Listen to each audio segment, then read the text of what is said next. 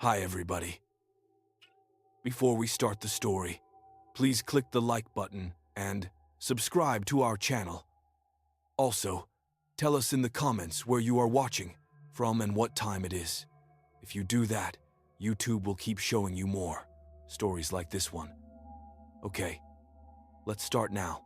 The man at Pump 7 had been standing there for 43 minutes, and Marcus finally realized he wasn't moving at all, not shifting weight, not breathing visible clouds into the negative 38-degree air. The nozzle hung from his truck's gas tank, but his hand wasn't on it anymore. His hand was at his side, fingers slightly curled, and through the frost-covered window of the Tesoro station outside Coldfoot, Marcus could see the man's eyes were open, staring directly at the building. At him, Marcus had been working the graveyard shift at this gas station for 11 months, ever since he'd moved up from Anchorage to escape a bad divorce. The midnight to 8 a.m. shift paid an extra $4 an hour because nobody wanted it. During winter, you might see 3 customers in an entire shift. During the polar night, the 67 days when the sun never rose above the horizon, you might see one, or none. The man had pulled in at 1:47 a.m. Marcus remembered because he'd been reading a thriller novel and he'd checked the time, annoyed at the interruption. The guy had been normal then, rushed inside, paid for Pump 7 with cash, a $100 bill, and hurried back out into the cold.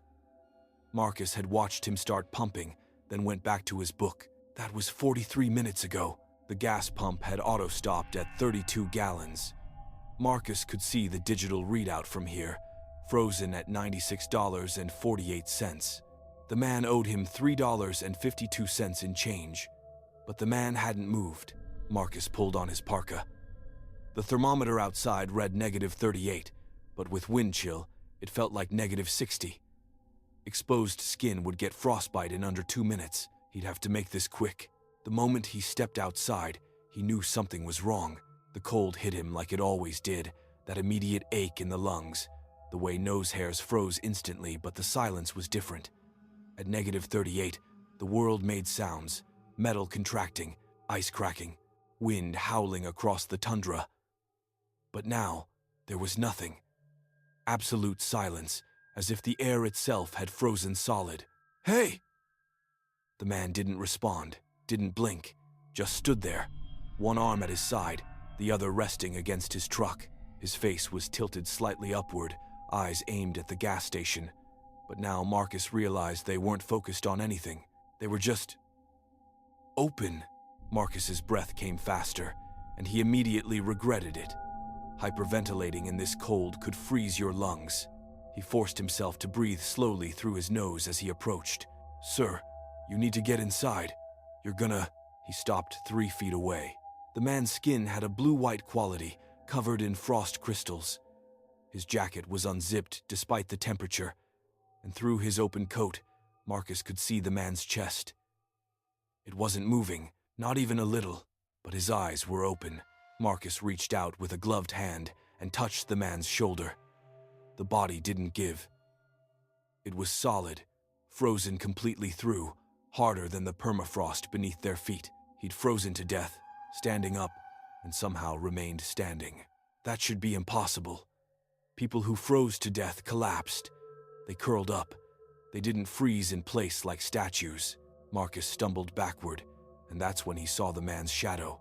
The gas station lights created harsh shadows across the snow, and the man's shadow stretched out long and dark behind him.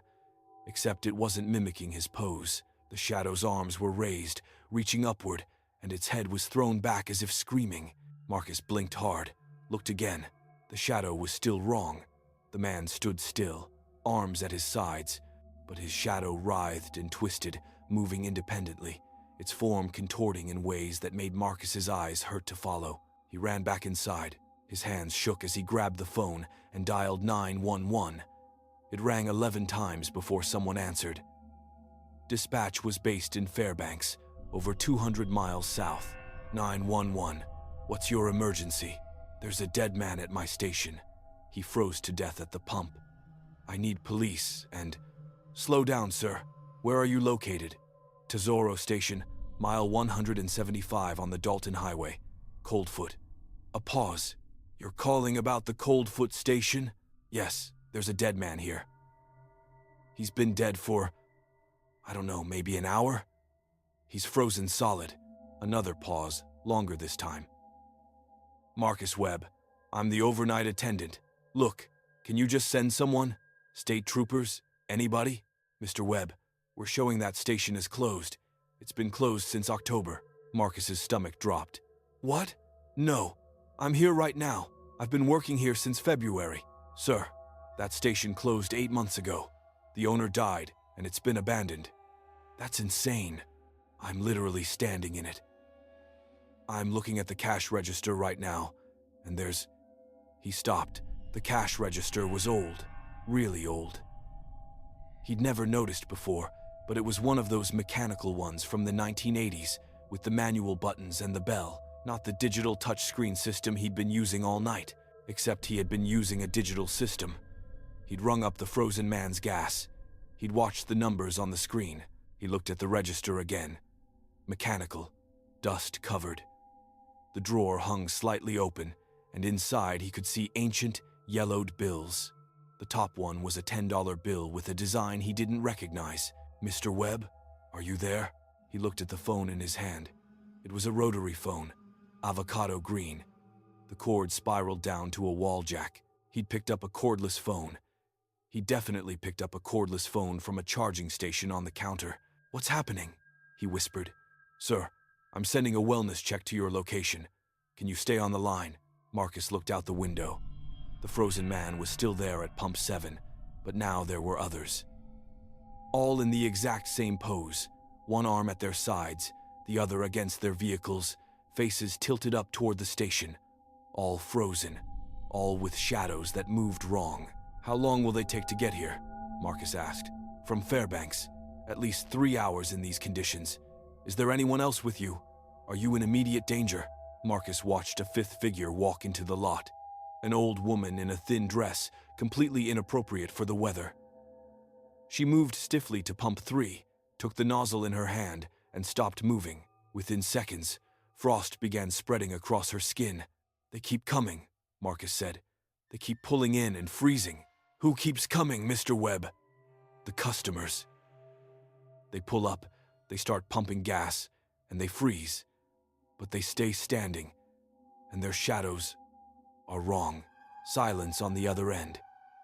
Then, Mr. Webb, I need you to listen to me carefully. Do not go outside. Do not approach anyone. Lock yourself in the building if you can. Why? What is this? Just stay inside. Help is coming. The line went dead. Marcus tried to redial, but the rotary phone just clicked uselessly. He set it down and turned to look at the store. Everything was wrong. The shelves were half empty, stocked with products he didn't recognize, brands that looked decades old. The fluorescent lights buzzed and flickered, several of them dark. The floor was filthy, tracked with ancient snow and dirt. The whole place smelled like mildew and something else, something chemical and wrong. How had he not noticed? He looked down at himself. His parka was torn, patched with duct tape. His gloves were threadbare. His boots were held together with wire. But that was impossible. He'd bought new gear in Fairbanks just last month. Good stuff, expensive. Outside, 7 figures now stood frozen at the pumps, all identical in pose, all with writhing shadows. Marcus went to the back office and tried to open the door. Locked, but he had a key, didn't he? He reached for his key ring and found nothing. His pockets were empty except for a receipt. He pulled out the receipt. It was old, the paper yellowed and brittle. The date at the top read, October 7th, 1988. Beneath the date, written in faded pencil, "Don't make the same mistake I did. Don't stay for the full shift. Leave before 8 a.m. or you become part of it. M.W." His initials. Marcus's hands trembled as he looked at the timestamp. 1:47 a.m. The same time the first frozen man had arrived. He checked his watch. 2:53 a.m. 5 hours and 7 minutes until 8 a.m. He ran to the front door and pushed. It didn't budge. Locked from the outside somehow, though there was no lock mechanism he could see. He slammed his shoulder against it, but it felt like hitting concrete. The windows. He grabbed a metal stool and swung it at the nearest window. It bounced off as if the glass were made of steel, the impact sending painful vibrations up his arms. Outside, more vehicles pulled into the lot. Trucks, mostly. One by one, drivers got out, began pumping gas, and froze in place. 12 now, 15, 20, all facing the building, all with eyes open, all with shadows that moved like they were screaming. Marcus backed away from the window. His book was still on the counter where he'd left it, but when he looked at it now, the pages were blank, just empty, yellowed paper bound together. The clock on the wall, also mechanical, he realized, with hands instead of digital numbers, read 2:57 a.m. He had to get out. 5 hours was too long. Something would happen at 8 a.m., something that would make him like them. He searched the store frantically. There had to be another exit, a back door, a window that would break, something, but every door was locked or led to walls of solid ice. Every window was impenetrable. The building felt smaller than it should be, the walls pressing in. The phone rang. Marcus stared at it. The rotary phone, ringing with a shrill mechanical bell. He picked it up. "Tesoro Station," he said automatically, heavy breathing on the other end. Then his voice whispered, "You can leave, but only if someone takes your place." What? 8 a.m. marks the end of the shift. If you're still there, you become permanent. But if someone else is working when 8 a.m. comes, you go free. Those are the rules. What rules? Who made these rules? The station did. It's been hungry since 1988. The last attendant figured it out too late. How do I get someone else here? They'll come. They always come during the polar night. People driving the Dalton, thinking they need gas. They'll come inside. Just get one of them behind the counter when the shift changes. The line went dead. Marcus looked outside. 37 frozen figures now stood in the lot, but beyond them, he saw headlights approaching. A new truck pulled in. A young woman got out, wrapped in a heavy coat. She looked at all the frozen people with confusion, then turned toward the station. The door would open for her. Marcus knew it would. She approached, her face visible now through the window. Maybe 25, scared, looking for help. The door clicked unlocked. She pulled it open, and warmth impossible, warmth flooded in from outside. "Thank God," she said. "My phone's dead, and there are all these people out there just standing around. I think something's really wrong. Can I use your phone?" Marcus looked at the clock. 3:17 a.m., 4 hours and 43 minutes until 8 a.m. "Of course," he heard himself say. "Actually, I'm feeling sick. Could you watch the register for just a minute while I use the bathroom? I'll be right back." She hesitated, then saw his face pale, desperate, and nodded. "Sure, but hurry, okay? This place is creeping me out." She walked behind the counter. Marcus moved toward the door. "Wait, how do I work this thing?" she called, looking at the ancient register. He stopped, his hand on the door handle. It would open for him now. He could feel it. He could get in his car and drive away, and be free. The clock read 3:18 a.m. He thought about her standing there at 8 a.m., becoming like them, frozen forever at her post, eyes open, shadow screaming. He thought about the receipt in his pocket, his own handwriting, his own warning. "Don't stay for the full shift." "Actually," Marcus said, turning back, "forget the bathroom." Her face changed, hardened. When she spoke, her voice was wrong, layered with dozens of other voices, all speaking in unison. "Someone has to stay for the full shift. Those are the rules." The door locked behind him with a sound like breaking bones. The clock hand spun forward. 3:18 became 4, 49 became 6, 17 became 7:58. Marcus couldn't move. His feet had frozen to the floor, literally frozen, ice creeping up his legs, cold spreading through his body despite the station's warmth. The woman was gone, or she'd never been real at all. Outside, the frozen people began to move. Not their bodies, just their shadows. The shadows peeled away from the ground, standing upright, becoming three-dimensional. 47 shadow figures pressed against the windows, watching him with eyes like holes in reality. 7:59 a.m.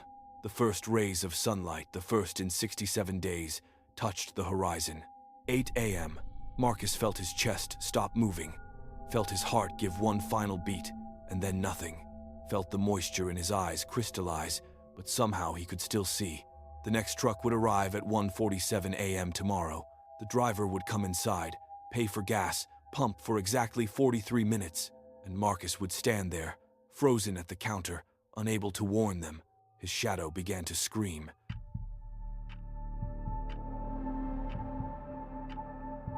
Denise was 73 miles into the detour when she noticed the gas station had appeared on her GPS 3 separate times in 3 different locations. The first time, it showed up 20 miles ahead on the Richardson Highway.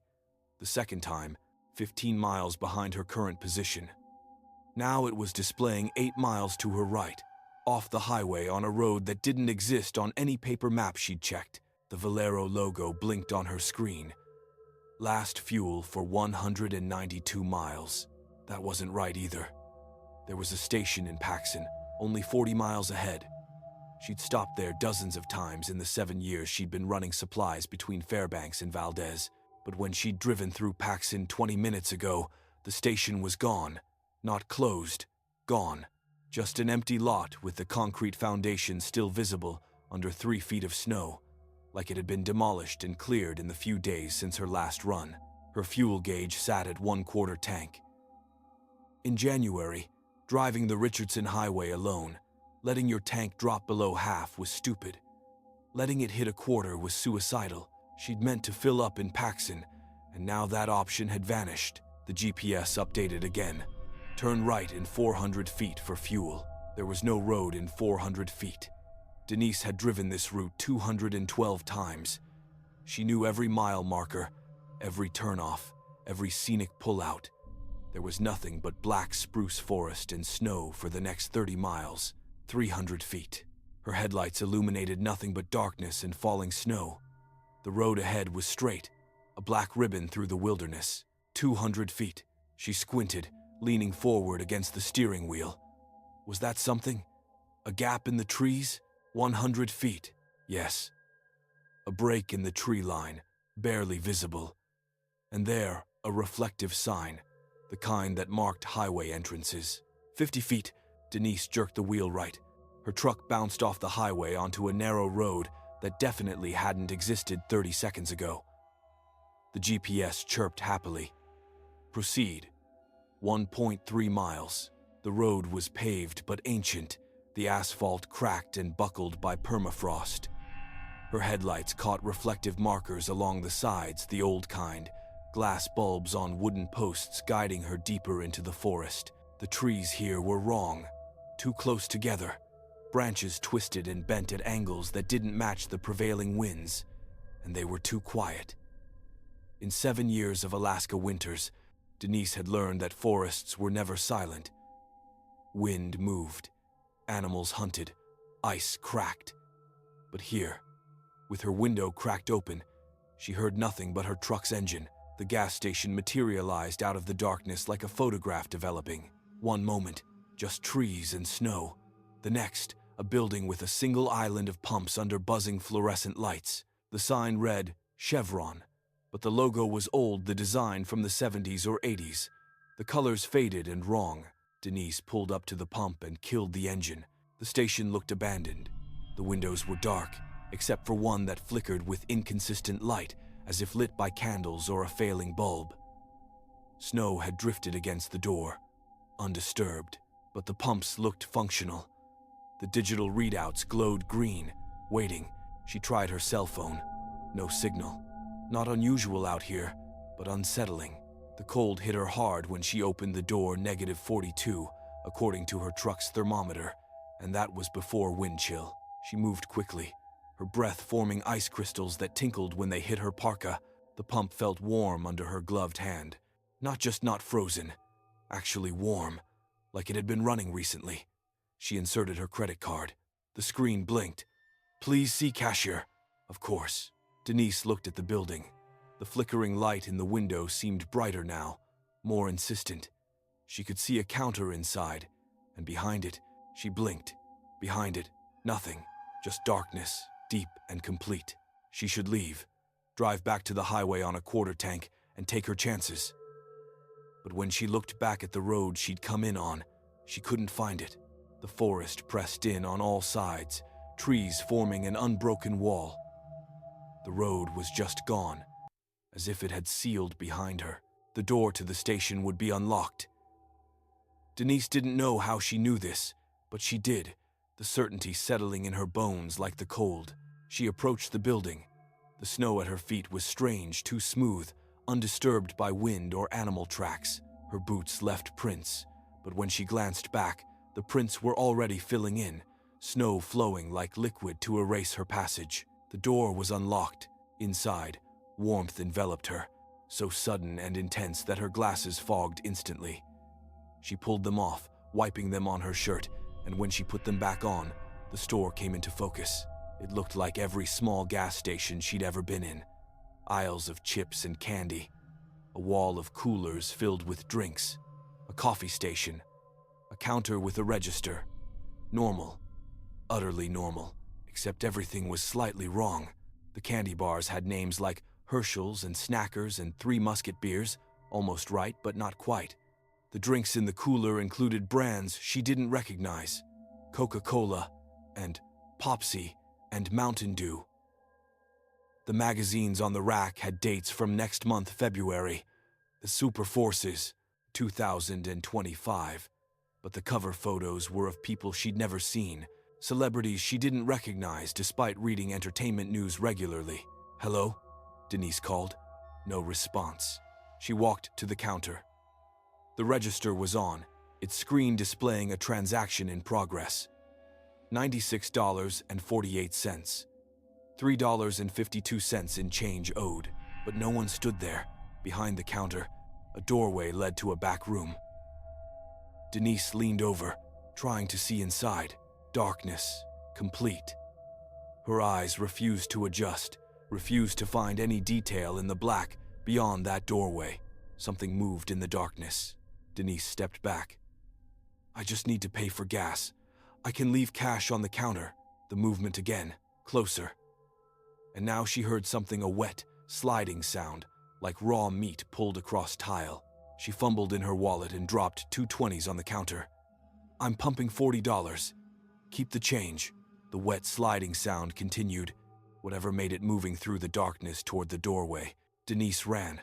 She hit the exit door at full speed, expecting it to open. It didn't. She bounced off, her shoulder screaming in pain.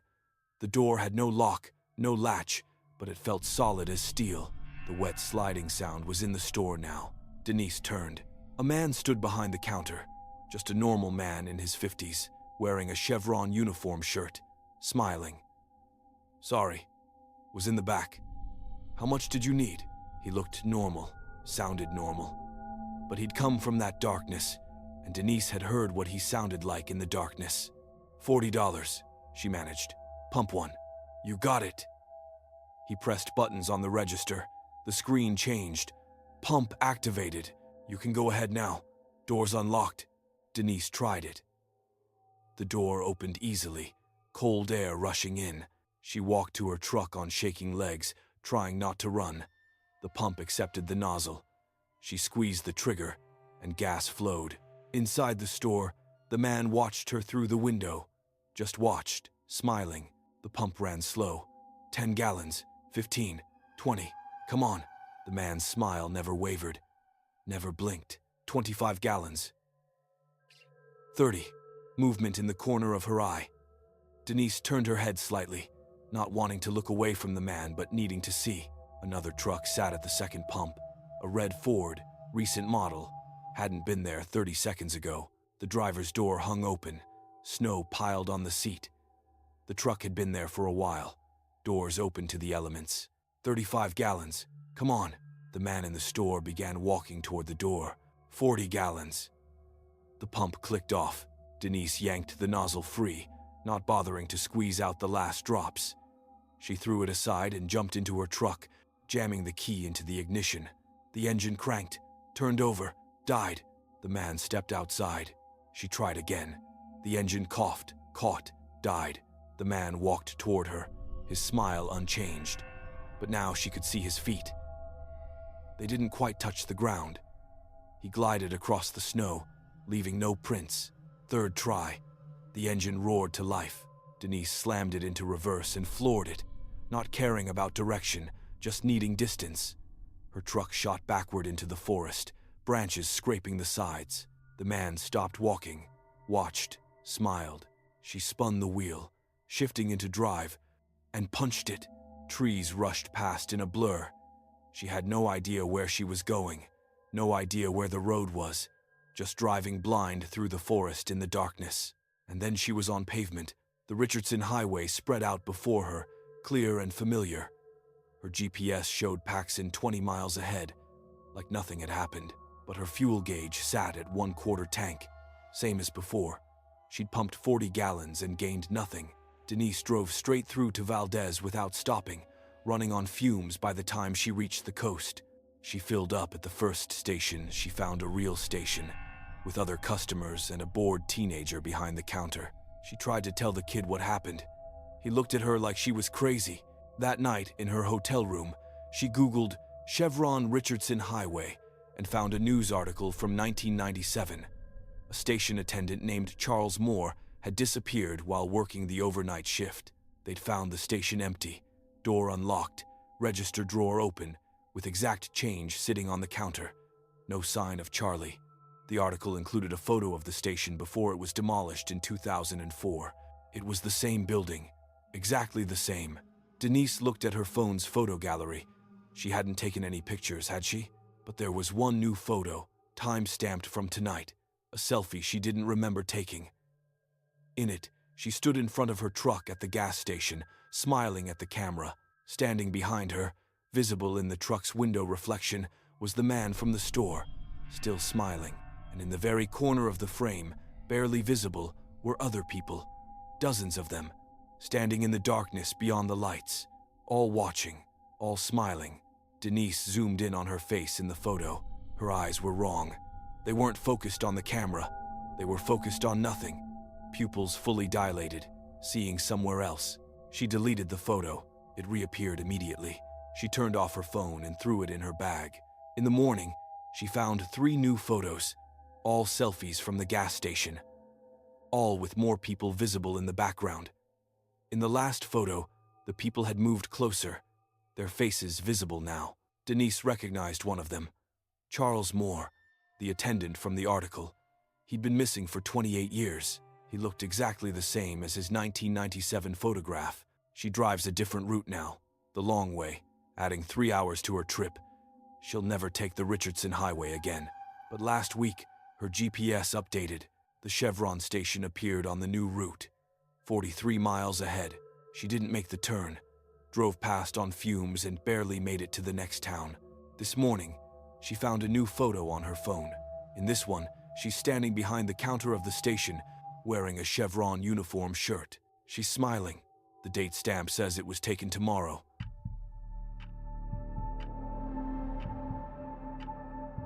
The rules were printed on yellowed paper and taped to the wall behind the register, and Jordan didn't bother reading them until his second night, working the midnight shift at the Shell station on the Seward Highway. Rule 1. Never acknowledge them before they speak first. Rule 2. If they ask for directions to the Portage Glacier, give them the old route, not the new one. Rule 3. If someone comes in bleeding, do not offer to call an ambulance. Rule 4. Do not look at the security footage from camera 3. Rule 5. If the bathroom door is locked but you didn't lock it, leave it alone. Rule 6. The cooler in the back is for storage only. Do not open it between midnight and 6 a.m. Rule 7. If a customer has no reflection in the window, complete the transaction normally. Rule 8. If you hear scratching in the walls, turn the radio up. Do not investigate. Rule 9. Coffee pot 3 makes itself. Let it. Rule 10. Whatever happens, stay behind the counter until 6 a.m. Do not leave your post. Jordan had laughed when he first read them. Some kind of hazing ritual for the new guy, obviously. The previous attendant, a guy named Marcus, who'd quit without notice, probably thought he was hilarious. That was before the first one walked in, 2:47 a.m., his second night. Jordan was eating leftover pizza and reading a horror novel when the door chimed. The woman who entered wore a sundress, no coat, no shoes. In March, in Alaska, it was 19 degrees outside. She walked to the cooler, her bare feet leaving wet prints on the linoleum. She pulled out an energy drink, examined it, put it back, pulled out another. Jordan watched her, confused. "Ma'am, are you okay? Do you need me to call someone?" She turned to look at him, and Jordan's words died in his throat. Her eyes were wrong. Not the color or size, just wrong, in a way his brain couldn't process. Like looking at an optical illusion that your mind refuses to resolve. "I'm fine," she said, her voice flat. "Just thirsty." She selected a drink and approached the counter, still leaving those dark, wet footprints. Up close, Jordan could smell her. Salt water and decay, like the beach at low tide. $3.49, he said automatically. She paid exact change, coins that felt too cold even for money that had been outside. When her hand touched his during the exchange, his skin burned with cold. She left without another word, walking out into the night in her sundress, barefoot on the frozen asphalt. Jordan stood frozen behind the counter for a full minute before he could move. He walked to where she'd stood and looked down. The footprints were still there, dark and wet. He touched one. His fingers came away damp, stained with something that looked like motor oil but smelled like the ocean. He looked at the rules on the wall. Rule 1. Never acknowledge them before they speak first. He'd asked if she was okay. He'd spoken first. Jordan pulled out his phone to text his girlfriend, then stopped. What would he say? That a woman in a sundress had paid for an energy drink and left wet footprints? It sounded insane. He mopped up the prints instead. The smell of salt and rot lingered. At 3:15 a.m., someone knocked on the bathroom door from the inside. Jordan froze. He checked the bathroom when he started his shift. It was empty. He was alone in the station. Another knock. Slow, deliberate. He walked to the bathroom, the rules echoing in his mind. Rule 5. If the bathroom door is locked but you didn't lock it, leave it alone. But he hadn't locked it. It shouldn't be locked at all. Jordan tried the handle. Locked. Knock, knock, knock. Hello? Jordan called. Store's closed. You need to come out. Silence. Then a voice, muffled through the door. The voice sounded young, scared, real. Jordan pulled out his keyring. He had a master key for the bathroom. His hand hesitated over the lock. Rule 5. I can't see, the voice said.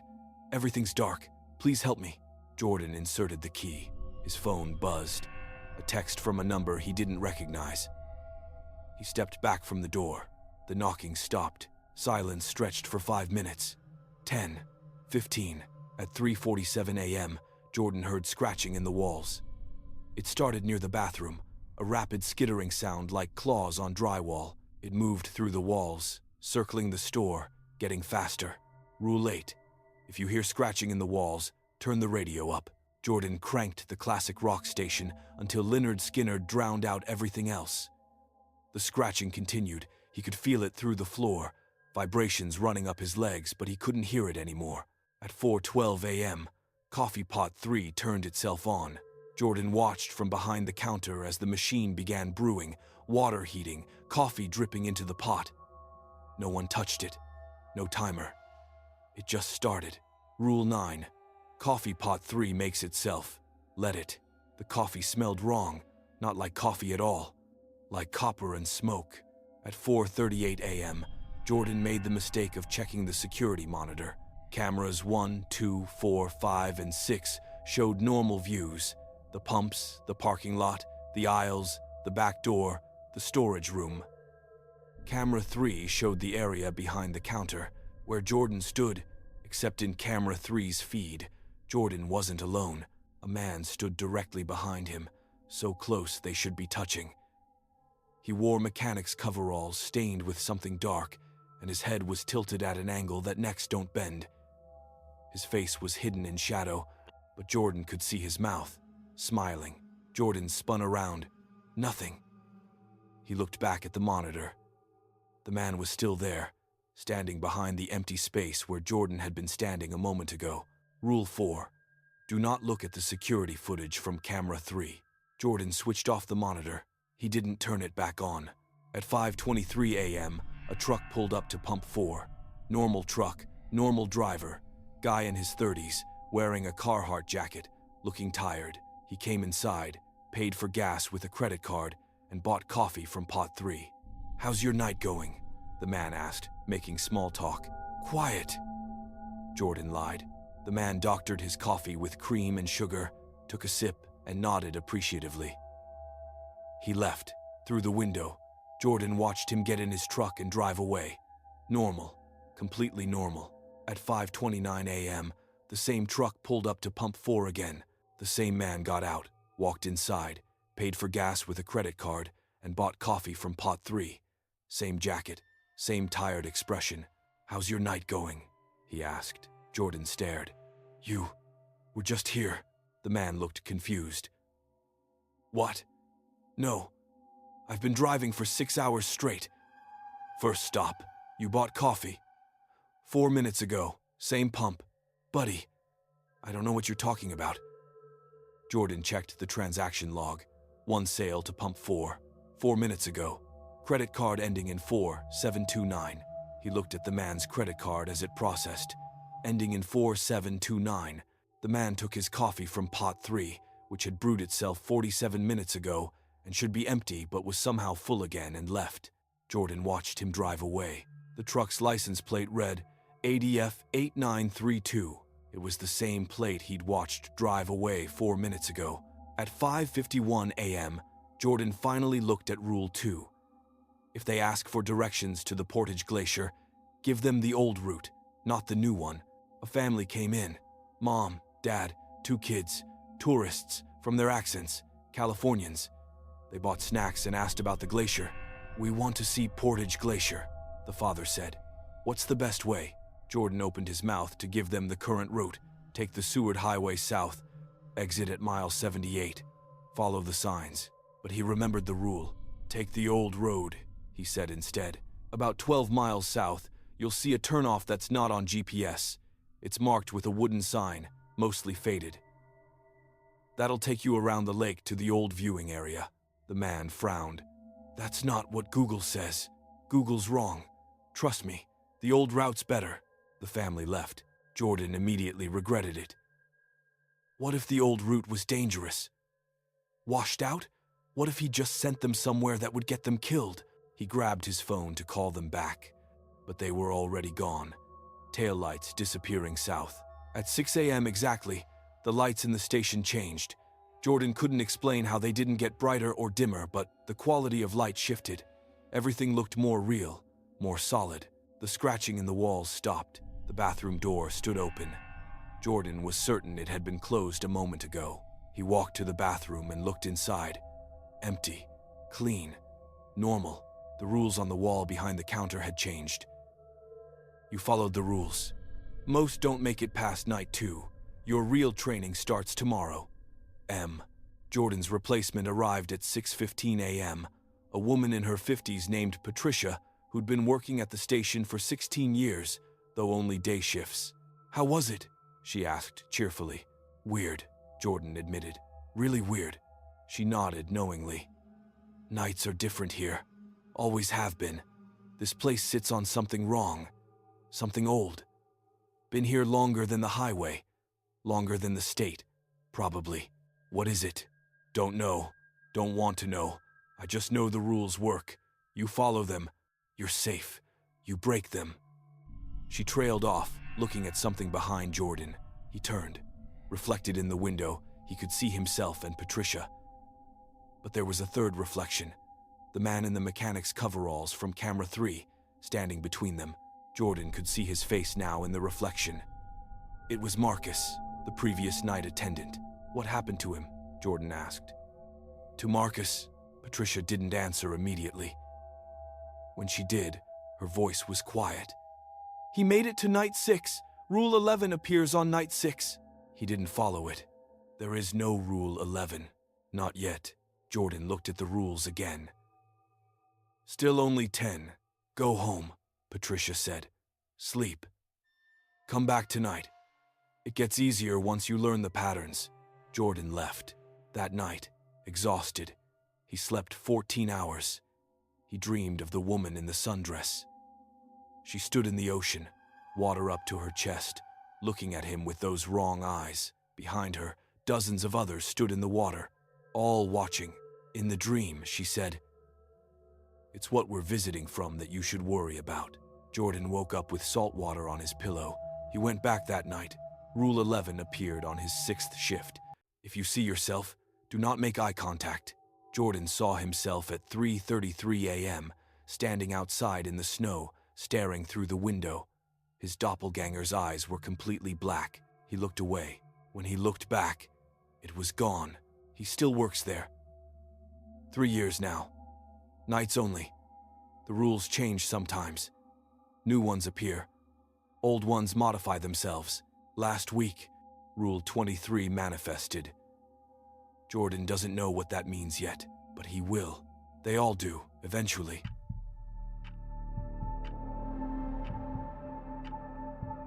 The GPS said Garrett had been driving in a straight line for 6 hours, but the sun had set and risen and set again, and he'd passed the same BP station 14 times.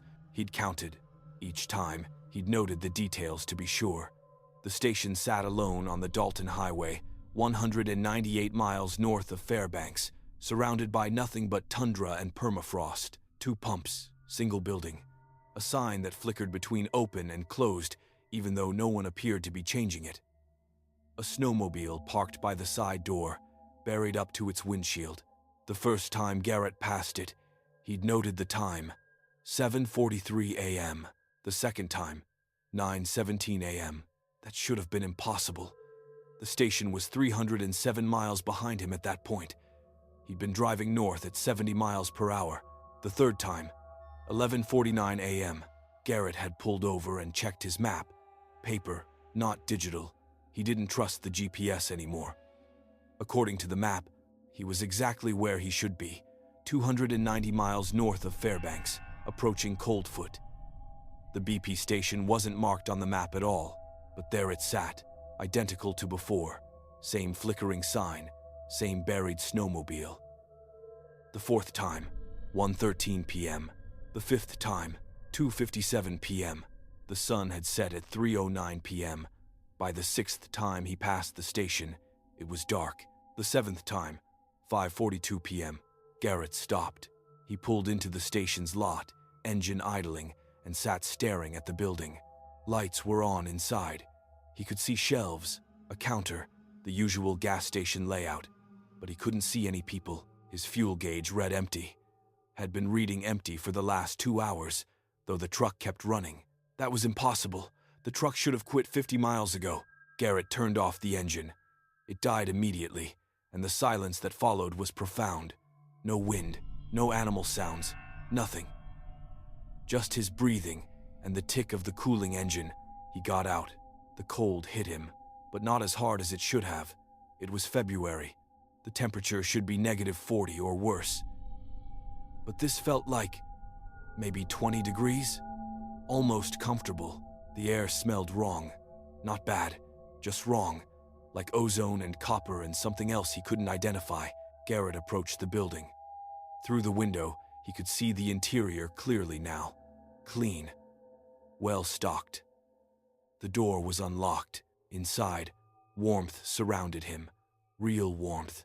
Not the harsh, dry heat of electric baseboards, but genuine, comfortable warmth like a home in summer. Classic rock played from invisible speakers. AC, DC, Highway to Hell. "Hello?" Garrett called. No response. He walked to the counter. The register was on. Screen blank. Behind it, a doorway led to a back room. Darkness filled the doorway, but not normal darkness. This darkness had texture, had depth, like looking into deep water. "I need gas," Garrett announced to the empty room. "My card's on the counter. I'll pump $20. He set his credit card down and waited. Nothing happened. He tried the door. It opened. Outside, His truck sat waiting, and beyond it, the highway stretched north into the darkness. Garrett walked to pump 1 and lifted the nozzle. The pump activated without him paying, numbers rolling on the display. He inserted the nozzle into his tank and squeezed.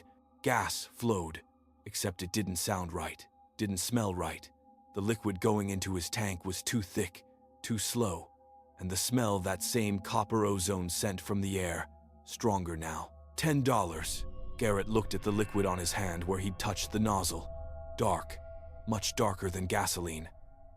In the station's lights, it looked almost black, with an iridescent sheen like oil. $15.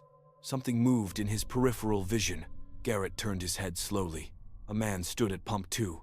Just stood there, nozzle in hand, filling a truck that hadn't been there 5 seconds ago. The man wore winter gear, appropriate for the season-heavy parka, insulated pants, good boots. He didn't look at Garrett. $20. The pump clicked off. Garrett replaced the nozzle carefully and stepped toward his truck. First time? The man at pump 2 asked without looking over. Garrett stopped. What? First time on the loop. I don't know what that means. The man finally looked at him. His face was weathered, maybe 50, with the kind of deep lines that came from decades of harsh winters. His eyes were normal, but something in his expression was resigned, tired beyond measure. How many times you passed this station? The man asked. 14. I'm at 67. Been driving for 3 weeks. Can't get off the loop. Garrett's chest tightened. That's not possible. You'd run out of food. Water. The man laughed, bitter and short. Truck's been on empty since day 4. I've stopped here 83 times. Sometimes I pump gas. Sometimes I go inside. Sometimes I just sit in my truck and scream. He paused. None of it matters. I always end up passing this place again. How did it start? Picked up a hitchhiker, about 200 miles south. Old woman. She asked me if I believed in God. I said no. She smiled and got out, and I've been on the loop ever since. Garrett processed this. You're lying. Believe what you want. The man's pump clicked off. He replaced the nozzle and walked toward his truck. Before getting in, he looked back. Advice? Don't pump the gas. Don't go inside. Just drive. Maybe you'll get off before it's too late. Too late for what? But the man was in his truck, engine starting. He pulled out onto the highway, heading north, and disappeared into the darkness. Garrett stood alone in the lot. His truck started on the first try, despite the empty gauge. He drove north, away from the station, watching it disappear in his rearview mirror. At 7:13 p.m., he passed it again, going south this time. Somehow, though he'd never turned around. 8th time, at 8:47 p.m., 9th time, driving west now. The highway had turned, or he'd turned, or something had changed. The compass in his dash spun slowly, unable to find north. At 10:22 p.m., 10th time, the sun was rising. That was impossible. It was nighttime, February, this far north. Night lasted most of the day, but there it was, sunrise. The sky turned pink and orange, and the sun crept above the horizon. At 11:09 a.m., the dashboard clock had reset somehow. Garrett passed the station for the 11th time. He pulled in again. The man from before sat on the curb in front of the building.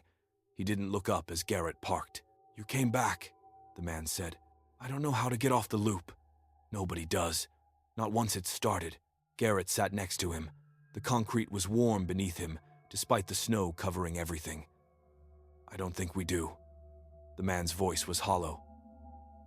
I think we just drive until we forget we were trying to leave, until this becomes normal, until we're part of it. Part of what? The man pointed at the building. Haven't you noticed? Every time we pass, there are more people inside. Garrett looked through the window. The man was right. He could see people now. 3 or 4 of them, walking the aisles, browsing shelves. He hadn't seen them before. They're other drivers, the man said. Ones who gave up, who went inside and stayed. Look at them. Really look. Garrett pressed his face to the glass. The people inside moved strangely. Their motions were repetitive, Looping, one woman reached for the same bag of chips over and over, picking it up, examining it, returning it to the shelf. A man at the coffee station poured coffee, drank, poured again, the cup never emptying. "They're stuck," Garrett whispered. "We're all stuck. They just stopped fighting it." Garrett walked back to his truck. He had to think, had to figure this out. There had to be a pattern, a logic. He drove, 12th time, 1:37 p.m. The station appeared on his left. He was heading south again, 13th time, 4:54 p.m. east. The mountains were on the wrong side, 14th time, 7:08 p.m. north, the correct direction. For the first time in hours, his GPS agreed with his compass. Hope flared in Garrett's chest. He accelerated, pushing the truck to 85, 90, 95 miles per hour. The engine screamed, the frame rattled, but he was going the right direction. He could feel it. 15 minutes passed, 20, 30. He should have been 90 miles past the station. At 7:39 p.m., it appeared ahead of him. 15th time. Garrett slammed the brakes. The truck skidded, spinning 180 degrees before stopping. He was facing south now, looking back at the station. Something was different. More vehicles in the lot. 8 or 9 trucks and cars that hadn't been there before. Some covered in snow, clearly abandoned. Others looked recent, and standing in front of the building, a group of people watched him. 12 of them, maybe 15, just standing in the cold, not moving. Garrett's hands shook on the steering wheel. One of the figures started walking toward him. As it got closer, Garrett's blood turned cold. It was him, his own face, his own clothes, walking with his gait. The doppelganger stopped 10 feet from the truck. Its mouth opened, and Garrett's own voice came out. "You should come inside. It's cold out here." "No, you can't drive forever. Your body's still in the truck, you know, back on the real highway. You crashed about 6 hours ago. Black ice. You're dying while we speak." Garrett's chest constricted. "You're lying. Am I? When did you last feel hungry? Thirsty? When did you last need to piss? Your body knows it's dying. This is just your mind, looping through the last moments, trying to make sense of it. No. Come inside. It doesn't hurt in here. You won't even remember driving. You'll just exist. It's peaceful." Garrett looked at the building. Through the window, he could see the people inside. They looked content, calm, going through their simple motions, unburdened by questions or fear. It would be easy. His hand moved toward the door handle, then he noticed something. The other, him, the doppelganger, wasn't breathing, no visible breath in the cold air, and it cast no shadow, despite the station lights. "You're not me," Garrett said. The doppelganger's expression didn't change. "Does it matter? The offer stands. Come inside. Stop fighting." Garrett put the truck in gear. "You'll be back," the doppelganger called as he drove away. "You always come back." At 9:13 p.m., Garrett passed the station for the 16th time. This time, he didn't slow down, didn't look, just drove, eyes fixed on the road ahead.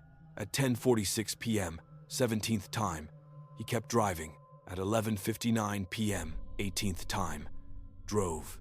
At 1:22 a.m., 19th time, his hands ached from gripping the steering wheel. His eyes burned, but he drove.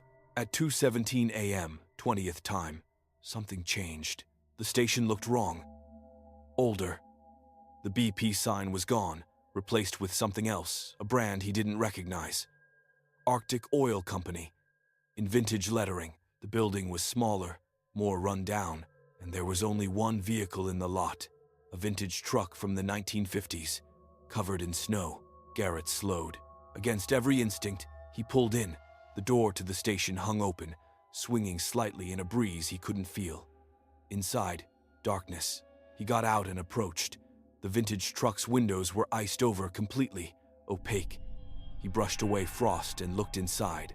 A skeleton sat in the driver's seat, frozen, mummified by the cold, still wearing its parka, hands on the steering wheel.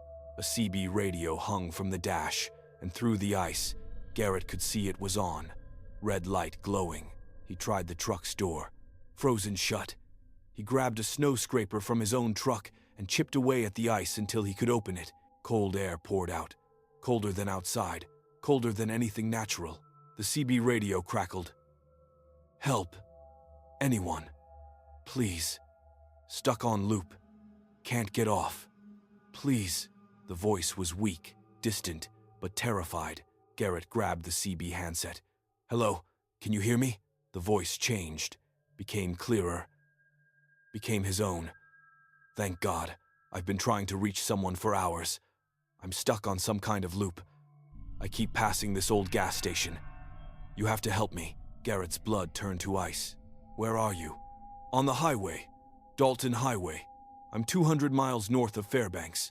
There's this station that keeps appearing and..." Garrett dropped the handset. He was calling himself, future him, or past him, stuck in the same loop, but at a different point in time. The loop wasn't spatial. It was temporal. He was passing the same moment over and over, in different iterations. Every time he passed the station, he was passing himself.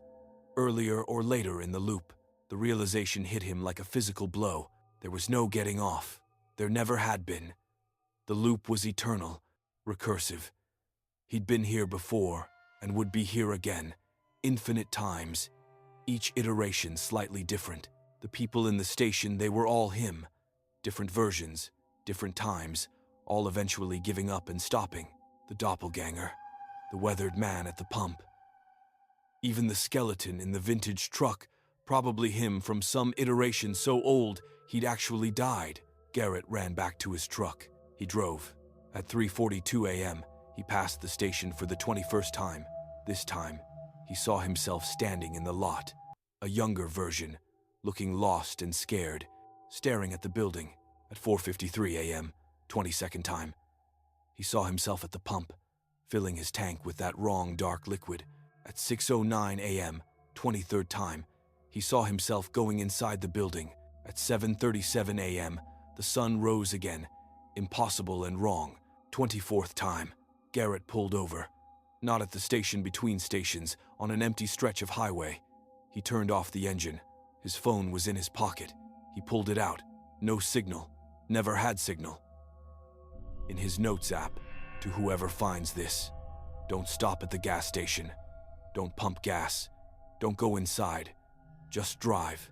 Keep driving until you run out of road or lose your mind. But don't stop. It feeds on stopping. It feeds on giving up. If you're reading this, I'm already gone. Different loop, different time, different version. But you might still have a chance. Drive. He saved the note. Then he started driving again. He's still driving. If you take the Dalton Highway north of Fairbanks, past Coldfoot, into the empty stretches where the tundra goes on forever, you might see a truck, recent model, cruising at exactly 70 miles per hour. Driver alone, hands on the wheel, eyes straight ahead. That's Garrett. He's been driving for 6 years now. He doesn't know that. In the loop, it's still the same night. Always the same night. Other drivers report seeing the same truck over and over on their trips, always in different locations, always heading the opposite direction.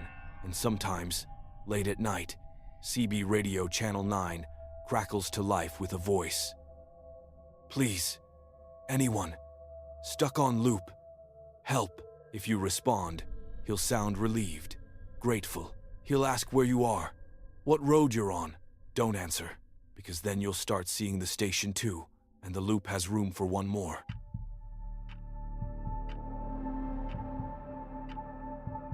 The propane tank cage at the Tesoro station on the Glen Highway had been empty for 6 weeks, but customers kept exchanging tanks anyway, and Stephanie couldn't figure out where they were coming from. She noticed it on her third shift, working alone. A truck pulled up, driver got out, walked to the cage, removed an empty tank from his truck bed, and placed it in the cage. Then he pulled out a full tank, the distinctive blue Rhino brand, and loaded it into his truck. Normal transaction. Except the cage was empty.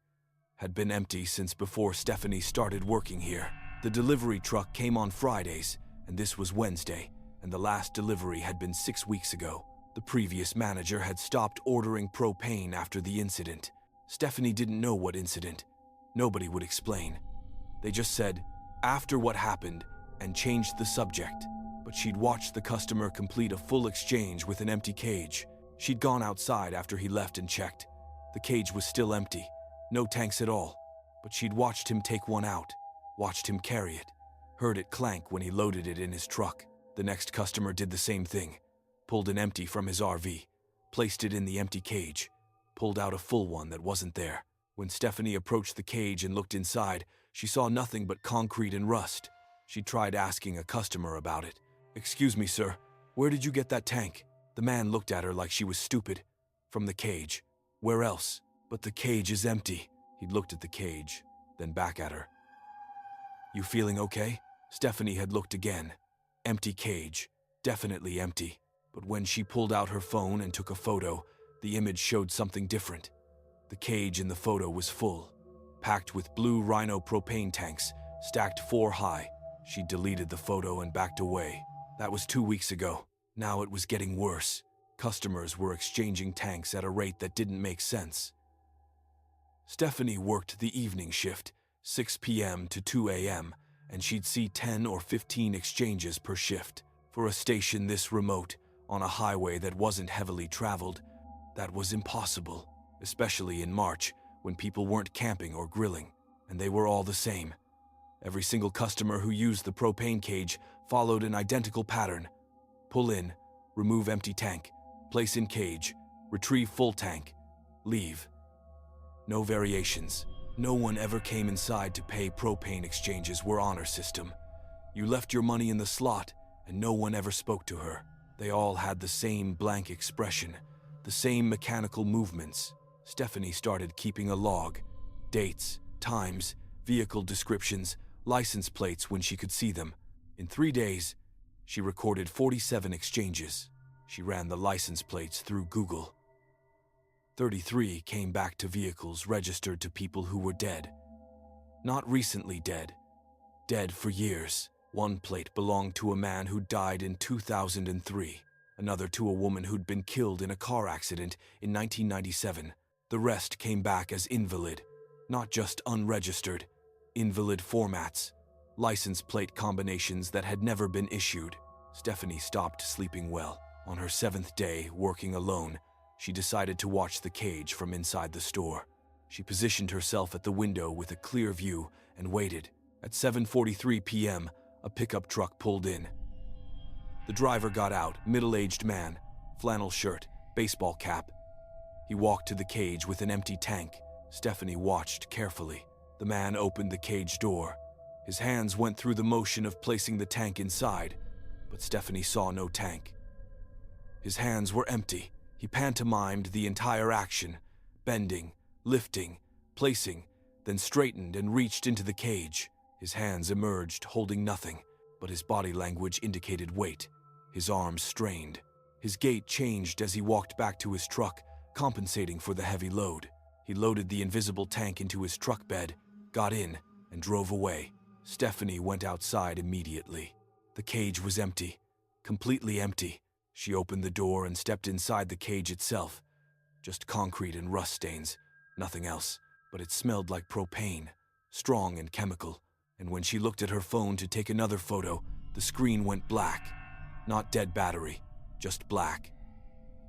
That night, Stephanie broke into the manager's office. She'd been explicitly told never to go in there. The current manager, a guy named Paul, who only worked day shifts and always left before she arrived, kept it locked, but Stephanie had watched him enter the code on the keypad enough times to memorize it. Inside, the office was normal. Desk, computer, filing cabinets, corkboard with schedules and delivery receipts. Except one filing cabinet had a padlock. Stephanie forced it open with a screwdriver. Inside, a single folder, labeled Propane Incident, March 2014. She opened it. Police reports, witness statements, photos. 10 years ago, almost to the day, a man named Derek Holloway had been exchanging a propane tank at this station. Something had gone wrong. The tank had exploded catastrophically, far beyond what a normal propane tank should be capable of. The explosion had vaporized Derek, literally vaporized him. They'd found trace amounts of biological material 50 feet away, but no body, no bones, nothing. The investigation had found no cause. The tank shouldn't have exploded. It wasn't damaged, wasn't overfilled, wasn't exposed to ignition sources. It just exploded. 3 other people had been injured in the blast. All 3 reported the same thing before they died. The tank had been wrong. Not damaged. Wrong. As if it wasn't a real tank, but something pretending to be a tank. All 3 had died within a week. No clear cause. Their organs simply stopped functioning, one by one, as if they were shutting down from exposure to something their bodies couldn't process. The station had stopped carrying propane after that. The cage had been emptied and locked, but according to Stephanie's log, exchanges continued. She kept reading. Further back in the file, older reports. The propane cage had been installed in 2009. Before that, the station hadn't offered propane, but there were reports dating back to 1983 about propane incidents at this location. Different owners, different company, different building. Even the current structure had been built in 2002, but the same spot. The cage sat on the same patch of ground where incidents had been reported for decades. The earliest report was from 1967. A hunting party had stopped at what was then just a fuel depot, 2 pumps, and a shed. One of the hunters mentioned needing propane for their camp stove. They'd found a tank sitting on the ground where the current cage was located. No idea where it came from. No delivery truck had been by in weeks. They'd taken the tank. 2 days later, all 4 hunters were found dead at their campsite. Cause of death, undetermined. Their bodies showed signs of catastrophic cellular breakdown, as if they'd been exposed to extreme radiation. But there was no radiation source. The propane tank was never found. Stephanie closed the file, hands shaking. She heard the door chime. Someone had entered the store. She walked out of the office and froze. A man stood at the counter, middle-aged, flannel shirt, baseball cap, the same man she'd watched exchange an invisible tank an hour ago. "Help you?" Stephanie asked, trying to sound normal. The man's head turned toward her with a mechanical precision.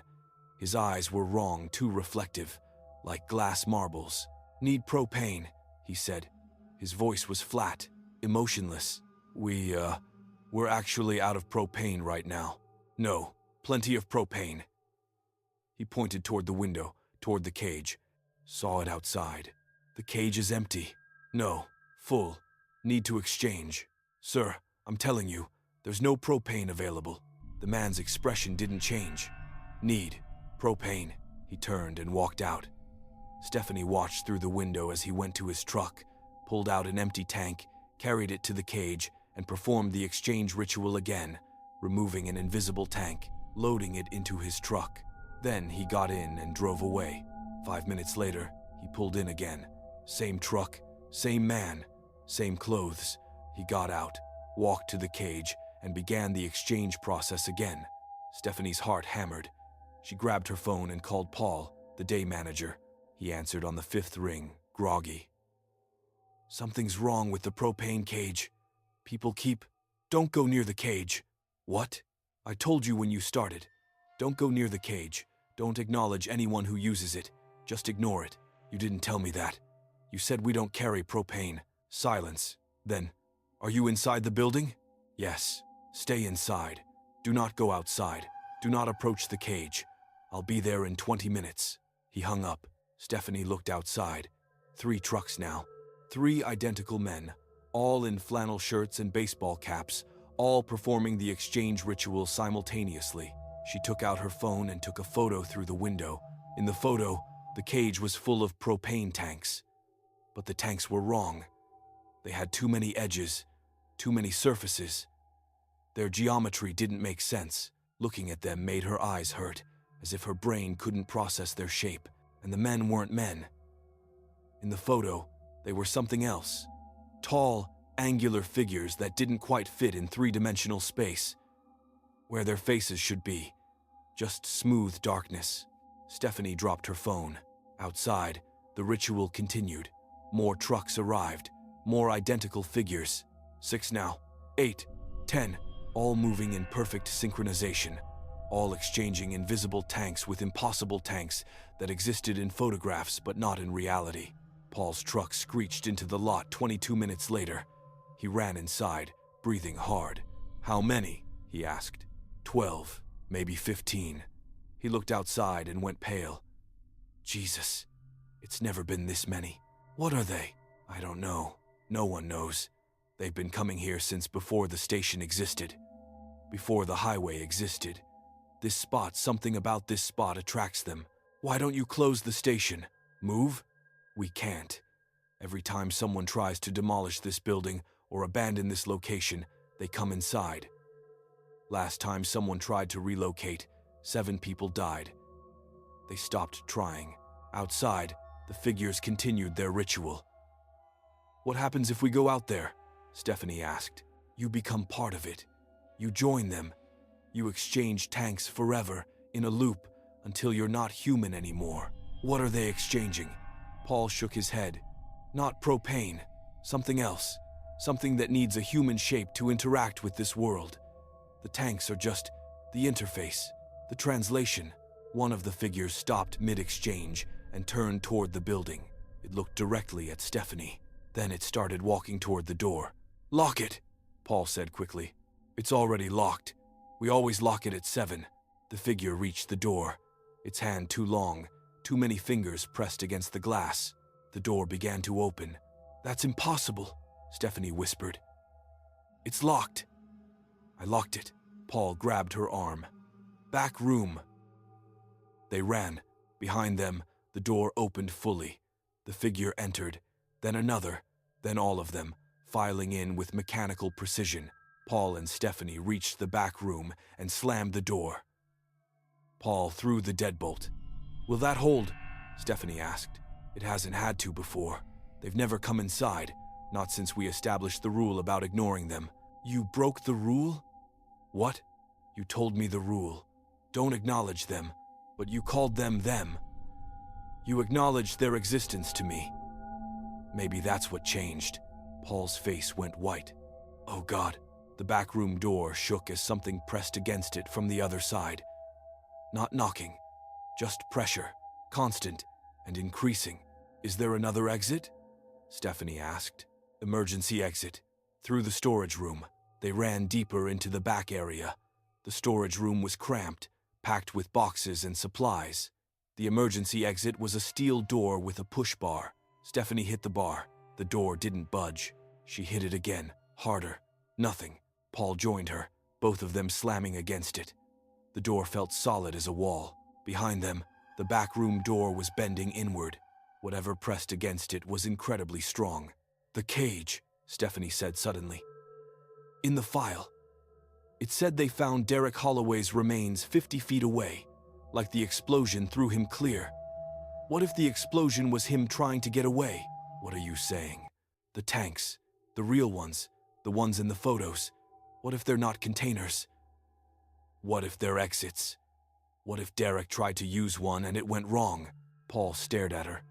"You want to go to the cage? It's the only place they're not. They're all in here." The door behind them splintered. Long fingers reached through the gap. They ran.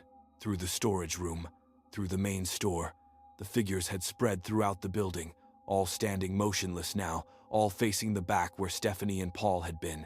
They didn't react as Stephanie and Paul ran past. Outside, the cold hit them hard. Stephanie sprinted for the cage, Paul behind her. She threw open the cage door. Empty. Still empty. "Use your phone," Paul gasped. "Take a photo." Stephanie pulled out her phone with shaking hands and aimed it at the cage. Through the screen, she saw them. The impossible tanks, stacked high, their geometry making her head hurt. One was different from the others, darker, pulsing slightly. "That one," she said, pointing. Paul looked at the phone, then at the empty cage. "Trust me." Stephanie stepped into the cage. The world shifted. She could see them now, the tanks. Real, solid. She reached out and touched the dark one. It was cold, but not metal cold. Something else. It felt like touching frozen electricity.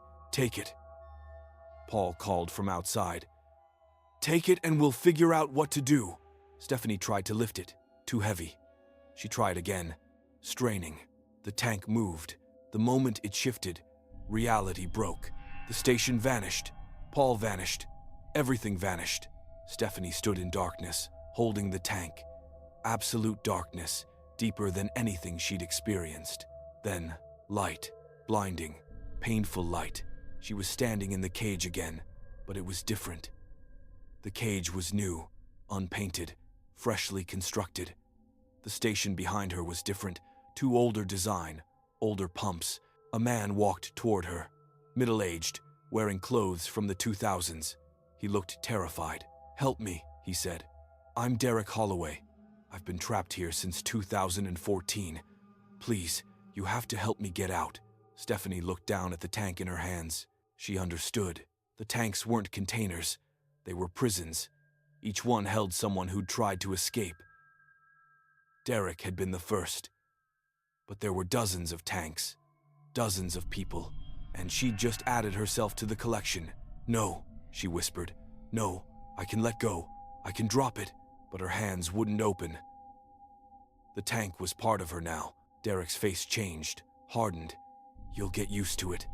Eventually, you stop remembering you're trapped. You just become part of the pattern, part of the exchange." "How long?" "Time doesn't work here. It's been hours for me, or decades. I can't tell anymore." Stephanie felt herself changing, her thoughts slowing, her memories fading. She tried to hold on to who she was, Stephanie Hayes, 28 years old, from Anchorage, working 2 jobs to save for. She couldn't remember. Derek faded into the darkness. Other figures appeared, men and women in clothes from different eras, 1980s, 1970s, older. They all carried tanks, all stood in place, all waiting. "Waiting for what?" Stephanie asked. Her voice sounded wrong, flat, mechanical. No one answered. She looked down at herself. Her body was fading, becoming translucent. No, not fading, transforming. She was becoming one of them. Stephanie tried to scream, but no sound came out. The cage dissolved. She stood in a parking lot. A truck pulled up. She walked toward it mechanically, carrying her tank. The driver got out and opened his truck bed. He removed an empty tank and placed it in the cage that had reappeared around her. Stephanie watched herself hand him her tank, watched him load it into his truck and drive away. Then time reset. The truck pulled up. The driver got out. The exchange happened again, and again, and again. Paul still works at the station. Different manager now. He never mentions Stephanie to anyone. In the official records, she quit without notice. He doesn't look at the propane cage. Ever. He's memorized the exact angle to avoid seeing it in his peripheral vision, and every night, he hears the exchanges, the ritual repetition, the mechanical movements, 47 transactions per shift, like clockwork. Sometimes, in the security footage, he catches glimpses of her, a woman in a work uniform, carrying a propane tank that isn't there. Her face is blank, her movements mechanical. She's been doing exchanges for 3 years now, or 3 hours. Time doesn't matter in the cage. Last week, a new employee asked Paul about the propane situation. "Why don't we carry propane if people keep asking for it?" Paul gave him the same answer he'd given Stephanie. "But it's been 6 weeks, the employee said. "Just tell them we're out of stock." Last night, Paul watched the security footage. 47 exchanges, like always, but in the background of one frame, visible for just a second, he saw her, Stephanie, standing in the cage, looking directly at the camera. Her mouth moved, forming words. Paul zoomed in, trying to read her lips. The same 3 words, over and over. "Let me out." But Paul can't help her. No one can. Because to enter the cage is to become part of it, and the cage is always hungry. It's been hungry since before the highway existed. It'll be hungry long after the highway is gone. If you drive the Glen Highway and see a Tesoro station with a propane cage, keep driving. Don't stop. Don't exchange tanks. And whatever you do, don't take a photo of the cage. Because once you see what's really there, they see you too, and they're always looking for someone new to join the exchange.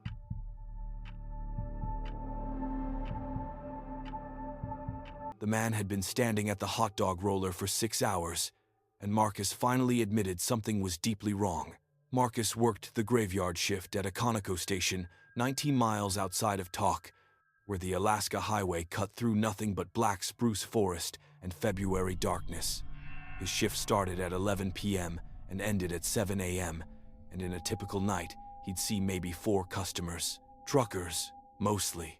Sometimes a lost tourist who'd miscalculated their fuel, but this man had walked in at 1:37 a.m., gone straight to the hot dog roller, and hadn't moved since. At first, Marcus thought he was just particular. Some people took their time selecting food, but after 20 minutes, Marcus had walked over. Finding everything okay, the man didn't respond. Just stood there, staring at the hot dogs rotating slowly under the heat lamps. He wore a suit weird for Alaska, weirder for this time of night. The suit was expensive looking, but wrong somehow. The cut was off. The fabric had a sheen that made Marcus's eyes slide away from looking directly at it. "Sir," the man's head had turned slowly, mechanically. "Made them fresh at 11. How long do they cook?" "Until someone buys them, or we close." "When do you close?" 7 a.m. The man turned back to the hot dogs. "I'll wait." That had been at 1:57 a.m. Now it was 7:32 a.m., and the man was still there. Marcus's replacement, a woman named Donna, had arrived at 6:45. She'd looked at the man, looked at Marcus, and raised her eyebrows. "He been there all night? Since 1:30. You call the cops? And tell them what?"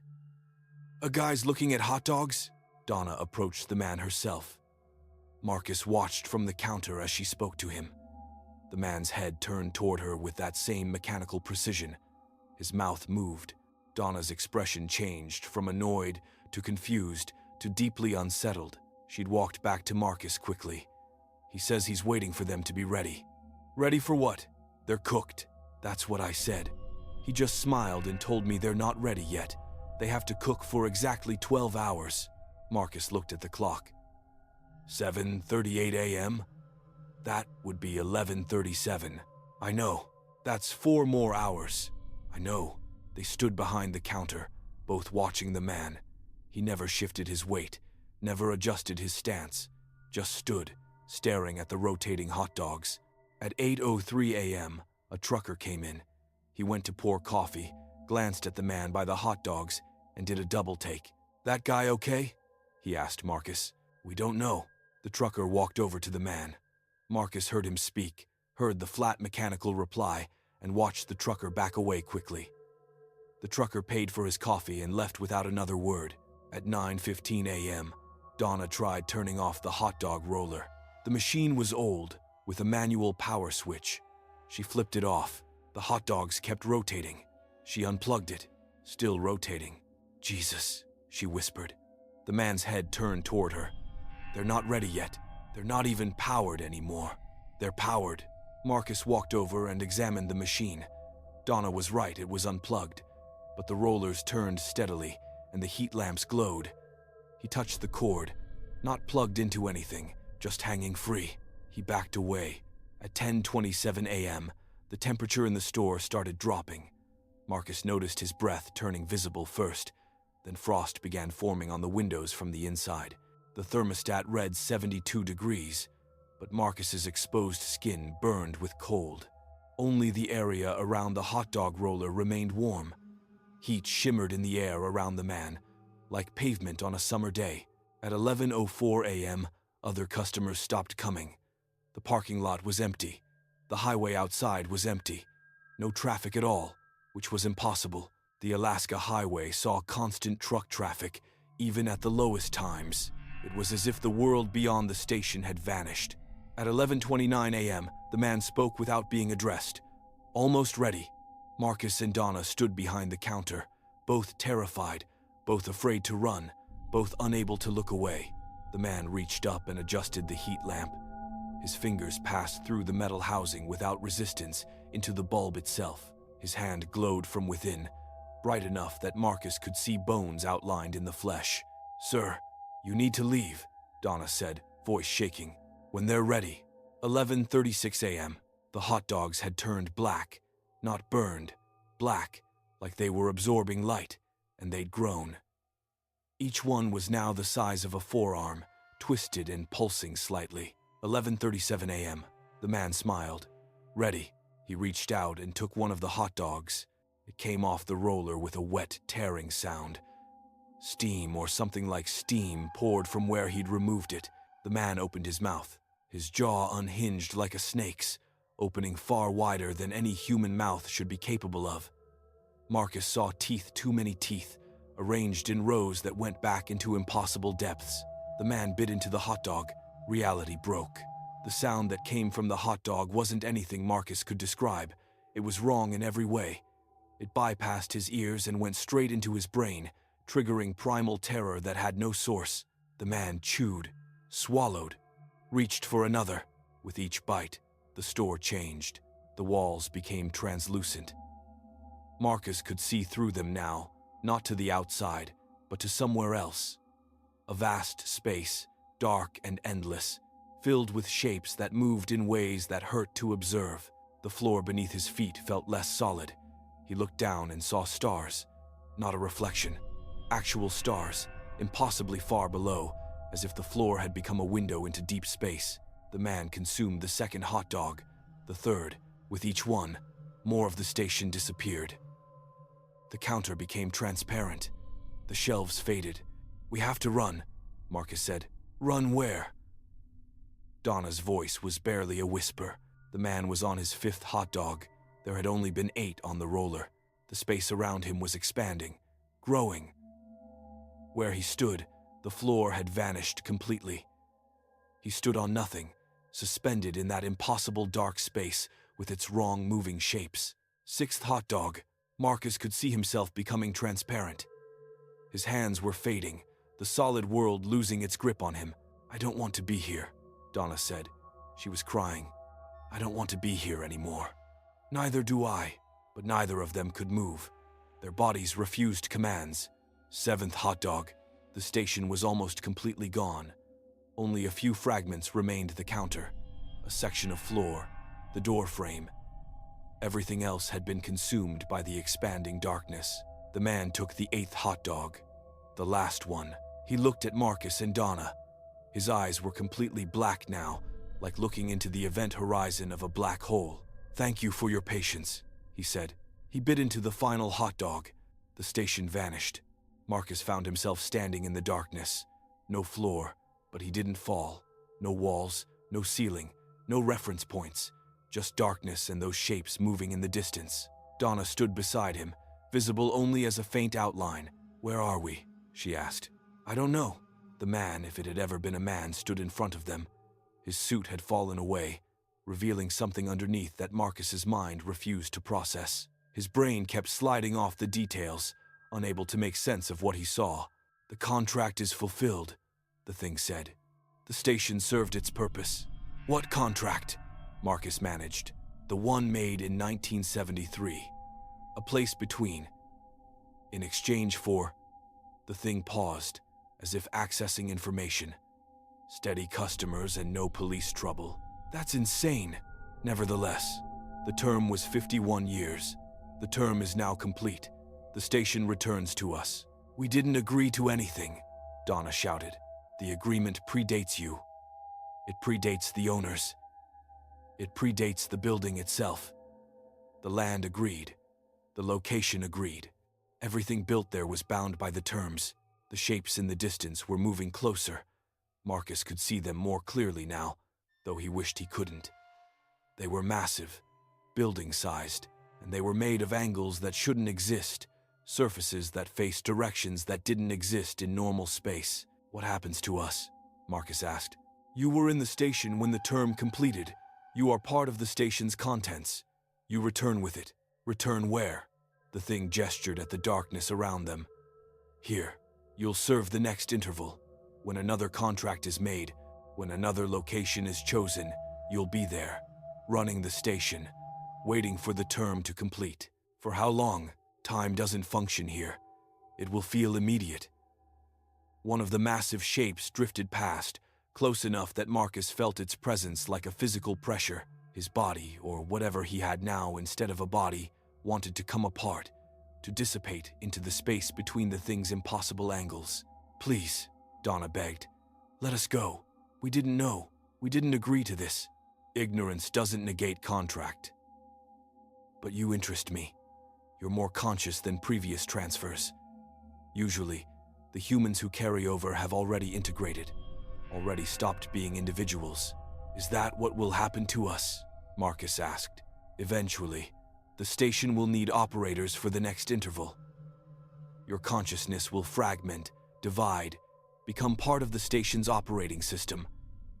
You'll be the automatic doors, the price displays, the credit card readers, all the small, automated functions that make a station work." Marcus felt something pulling at him, a tugging sensation, like his edges were being drawn away. "It's starting already," the thing observed. "Interesting. You're resisting. Most don't resist. Help us," Marcus said. "Please. You consumed what you needed. Your contract is fulfilled." The thing considered this. "True, I don't need you specifically. Any consciousness will suffice for integration. But you were present. That creates, not obligation, but resonance. Your presence during the consumption creates a tie. Then break it," Donna said. "Let us go." "I could, but where would you go? You're here now. The transfer is complete. Your original bodies dissolved when the station went. There's nothing to send back." The pulling sensation increased. Marcus felt parts of himself, memories, maybe, or pieces of his personality being drawn away into the darkness. "Make us new bodies," he said desperately. "Send us back as new people. Anything. Just don't make us part of this." The thing was silent for a long moment. Then, "That would violate several principles. But it's not impossible. However, there would be a cost." "Anything," Donna said. "You would return, but you would not remember returning. The knowledge of this place, of what happened, that has to be excised. Otherwise, you'd be contaminated. You'd carry traces of here back with you, and that would draw attention. Others would notice." "Others?" Marcus asked. "Things that hunt in spaces like this. Things that feed on contamination. You don't want their attention. I'm being generous by warning you." "We accept," Marcus said quickly. "And you'd return to a time before the contract, before the station. You'd have no memory of working there. You'd have different lives, different histories. The you that worked at that station would never have existed." "That's fine. That's perfect. Please." The thing extended something that might have been a hand. "Touch this. Both of you. The transfer will be immediate." Marcus and Donna reached out. The moment they made contact, reality inverted. Marcus woke up in a bed in Anchorage. His apartment, his life. He was a software developer, had been for 8 years. Never worked at a gas station. Never even considered it. His phone showed July 17th, 2024. He had no memory of anything wrong, no sense of displacement. Life was normal, but sometimes, driving past gas stations, he felt an inexplicable dread, a certainty that he should never, ever go inside. And sometimes, late at night, he dreamed of standing in darkness, watching massive shapes move through impossible angles. In the dreams, he was part of something, a system, a machine, and he was waiting, always waiting, for customers who would never come, for a contract that would never be fulfilled, for an eternity that had already passed. The Conoco station outside Talk burned down in 1972. There's no record of it being rebuilt. The lot sat empty until 2023, when a new station was constructed on the same spot. It opened on February 19th, 2024. The grand opening was normal.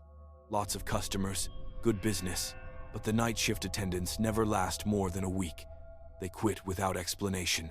When pressed, they all say the same thing. Something's wrong with the hot dog roller. It turns on by itself. And the hot dogs, they cook too long, way too long. I'm not waiting around to see what happens when they're done. The current owner has stopped trying to keep hot dogs in stock, but the roller still turns sometimes. Empty, unplugged, waiting for the contract to mature, waiting for someone to be there at the right time. Someone to complete the transaction, The thing comes back every 51 years, always to the same spot, always for exactly 12 hours, and it always collects what it's owed.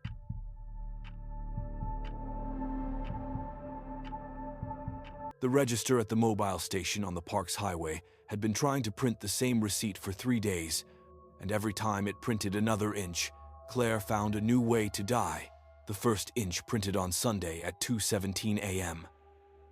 Claire had been working alone, halfway through her graveyard shift, when the receipt printer activated without prompt. The ancient dot matrix mechanism whirred to life, and a thin strip of paper emerged.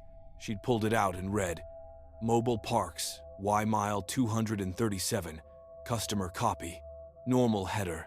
Below it, a timestamp, February 19th, 2024, 2:17 a.m. Then, 1x regular unleaded $45.67. And below that, in the section where customer names sometimes printed for credit card transactions, Claire Yoshida last purchase. Claire's hands went cold. That was her name, but she hadn't pumped any gas, hadn't made any purchase. She checked the transaction log. No sale at 2:17 a.m. The register was empty, no transaction in progress, but the printer kept going. Another line emerged. Cause of death, carbon monoxide vehicle, asphyxiation lot C, pump 3. Claire ripped the paper out of the printer. The machine made an angry beeping sound, error lights flashing. She crumpled the receipt and threw it in the trash. 10 minutes later, the printer activated again. Same header, same date and time, same gas purchase, same name, same cause of death. Claire unplugged the printer. It kept printing anyway, paper emerging in steady increments. The mechanical whirring came from inside the machine, powered by nothing. She opened the back of the printer and pulled out the paper roll entirely. The printer extruded paper anyway, blank paper appearing from nothing, rolling through the mechanism, with text appearing as it emerged.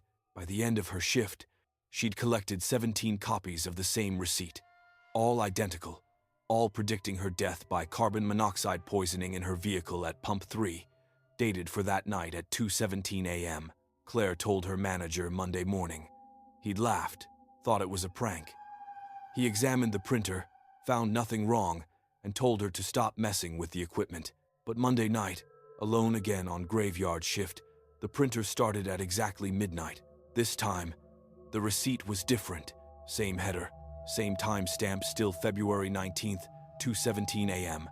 But now, 1x regular unleaded $45.67. Claire Yoshida, last purchase, cause of death, blunt force, trauma head injury cooler, aisle 3. Time to event, 26 hours, 17 minutes. Claire felt her stomach drop. 26 hours and 17 minutes from midnight would be 2:17 a.m. on Tuesday, the same time on the original receipt. She checked the cooler in aisle 3. Normal, just drinks and sandwiches and nothing that could cause blunt force trauma. The printer continued throughout the night, extruding copies of the new receipt every 15 to 20 minutes. By 6 a.m., she had 43 copies.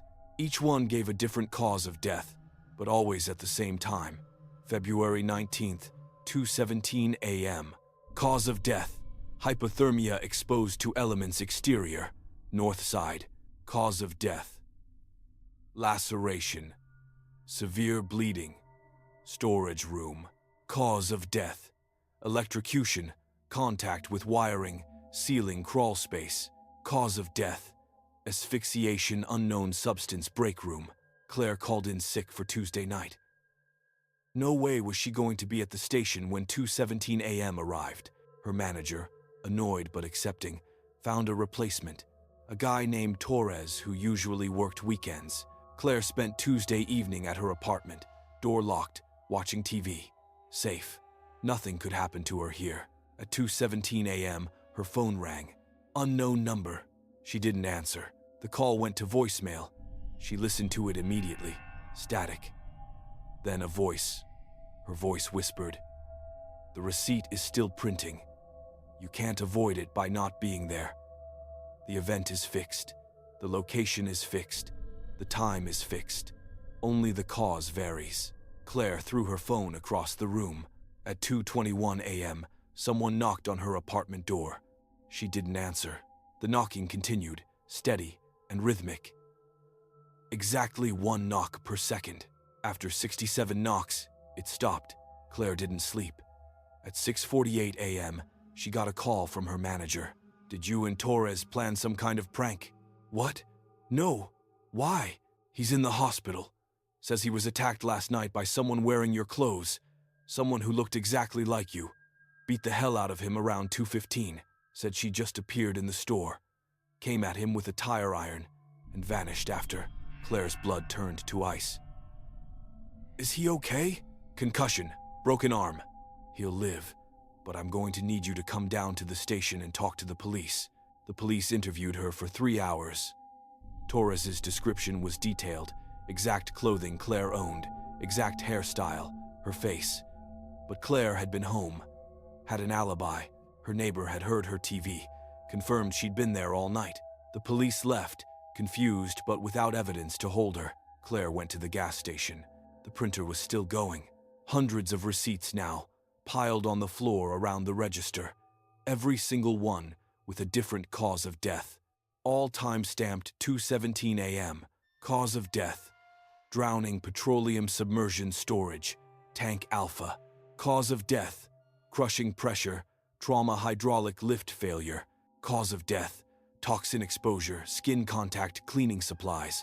Claire grabbed them all and took them outside to the dumpster. As she threw them away, she noticed something.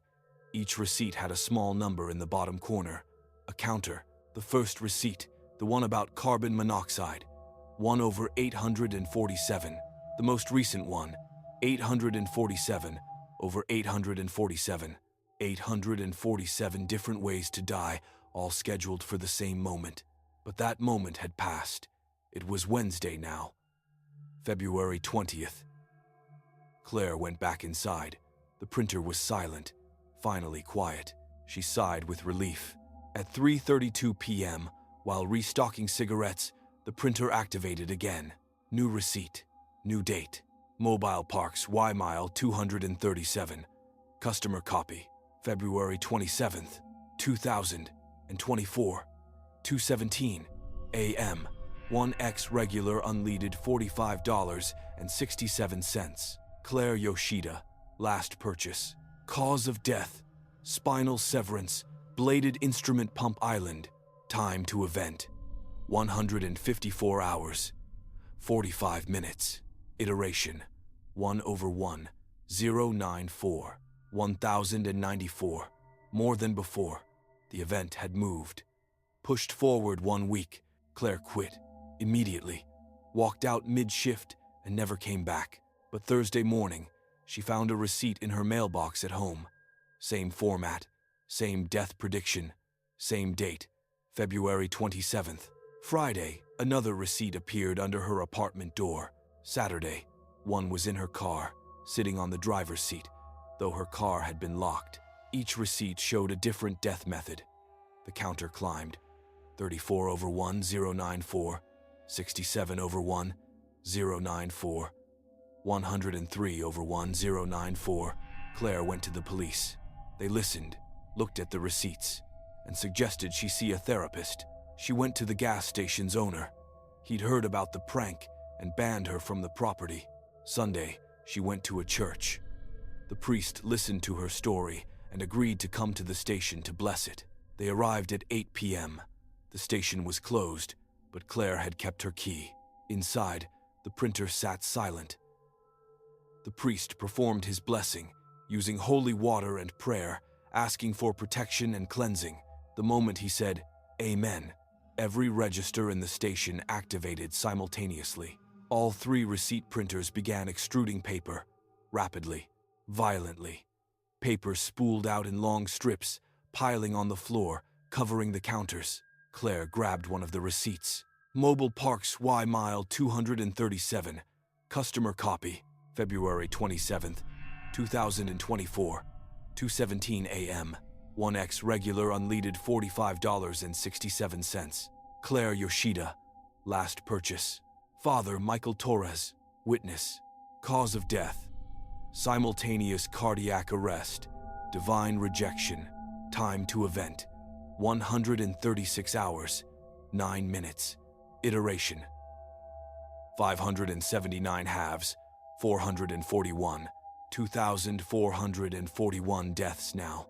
And the priest's name was on it. "We have to go," Claire said. Father Torres stared at the receipt. "This is demonic. This is..." All three printers stopped simultaneously. Silence filled the station. Then, from the back room, they heard it. A familiar sound, the mechanical whir of a printer activating. But there was no printer in the back room. They ran. Outside, in Claire's car, Father Torres made calls. To the diocese, to other priests, to people he said dealt with unusual situations. Monday morning, a group arrived. 5 people in plain clothes. They didn't introduce themselves with names, just showed identification from some department of Homeland Security Claire had never heard of. They interviewed her for 6 hours, took every receipt she'd collected, examined the gas station thoroughly. That evening, one of them, a woman with gray hair and tired eyes, sat across from Claire in her apartment. "This has happened before," the woman said. "Not often. Twice that we know of in the last 30 years. Both times at gas stations on isolated highways. What is it? We don't know. Our working theory is a localized causality loop. The transaction system at certain gas stations, specifically their point-of-sale terminals, seem to occasionally access information outside normal time stream constraints. In English, the register can see the future. Or a future. And it's trying to make that future happen by printing it out. Like a self-fulfilling prophecy mechanism. How do we stop it?" The woman was quiet for a long moment. The previous 2 incidents resolved themselves. Both predicted deaths occurred exactly as specified, and the printing stopped immediately after. Claire felt cold spreading through her body. "You're saying I have to die. I'm saying the loop wants to close. Whether it requires your actual death or just what? Just the event. The fixed point. Maybe the death itself isn't required. Maybe just being at the location at the specified time is enough to satisfy the loop. And if I'm not there, the previous incidents." One person stayed away from the location. The receipts kept coming. The death predictions grew more elaborate, more numerous, and then she pulled out a file and showed Claire photos. An abandoned gas station, completely destroyed, burned to the foundation. This is what happened when the first individual refused to appear at the specified time.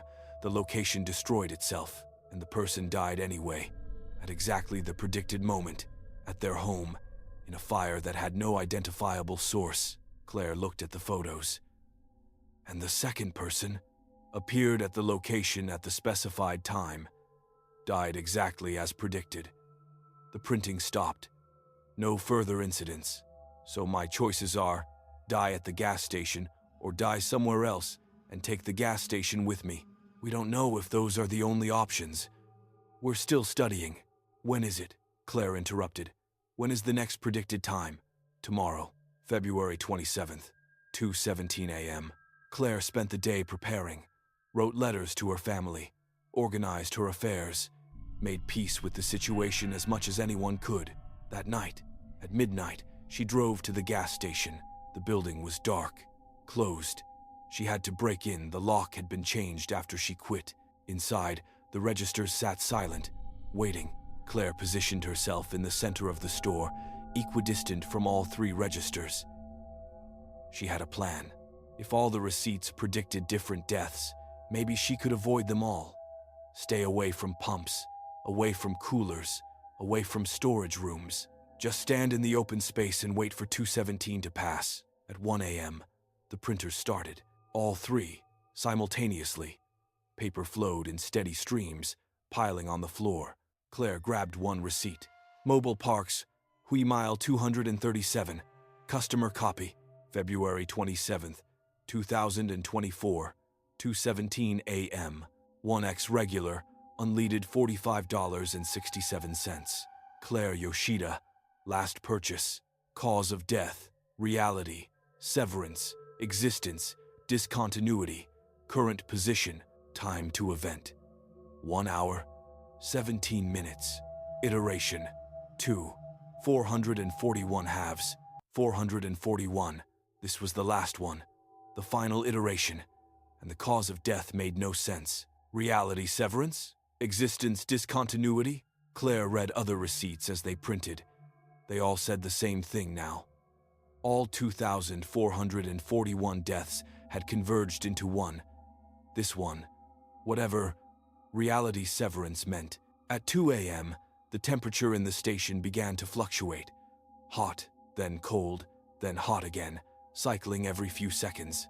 At 2:10 a.m., Claire's vision began doubling. She saw two versions of the store, overlapping. In one, everything was normal. In the other, the store was abandoned, decayed, as if decades had passed. At 2:15 a.m., the printers stopped, all three simultaneously. The silence was profound. Claire stood in the center of the store, watching the clock. 2:16 a.m. The air grew thick, resistant. Moving through it felt like moving through water. 2:16 and 30 seconds. Claire saw herself, standing 10 feet away. An exact duplicate, wearing the same clothes, same expression. The duplicate's mouth moved, but Claire heard the words inside her head. This is where we diverge. 2:16 and 45 seconds. More duplicates appeared, dozens of them, hundreds, all Claire, all standing in different positions, some injured, some bleeding, some clearly dead but still standing. All the possible deaths from all the receipts manifest simultaneously. 2:17 a.m. Everything stopped. Claire felt herself come apart. Not physically, but her existence, her timeline, her continuity fractured into thousands of parallel streams. She experienced all 2,441 deaths simultaneously. Carbon monoxide, blunt force trauma, electrocution, drowning. Each death was real, was happening, was complete, but she also remained standing, alive, watching herself die in every possible way. The station contained all possibilities at once. All the futures the receipts had predicted collapsed into a single moment, and then the moment passed. 2:17 and 1 second. The duplicates vanished, the deaths unrealized. The possibilities collapsed back into a single timeline. Claire stood alone in the normal station, alive, unharmed. The registers sat silent, dark, no longer printing. She waited until 3 a.m. to be sure. Then 4 a.m. Nothing happened. At 6 a.m., the morning shift arrived and found her sitting on the floor, exhausted but alive. The registers never printed another unauthorized receipt. The investigation by those government people concluded the incident was resolved. They classified their findings and left. Claire never worked at a gas station again. But last week, 3 years later, she received a package in the mail. No return address. Inside, a single receipt. Mobile Parks, Mile 237. Customer copy, March 3rd, 2027. 2:17 a.m. 1x regular unleaded $45.67. Claire, Yoshida, return visit required. Iteration 1/1. No cause of death listed. Just the words, return visit required. The date is next week. Claire doesn't know if she'll go, but she knows the receipts are never wrong, and she knows what happens to people who don't show up when the receipts say they should. The printer is never satisfied with just one death. It wants them all the possible deaths, all the futures, and it will print until it gets them, one receipt at a time, forever.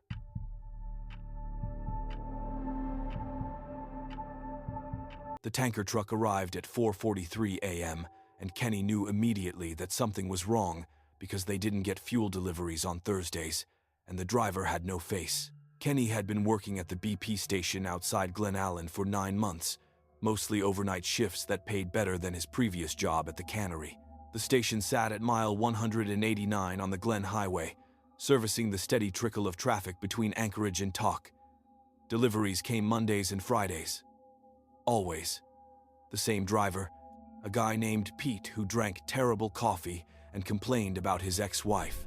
But this was Thursday, and this driver wasn't Pete. The tanker pulled up to the underground tanks with practiced precision, its engine settling into a low rumble.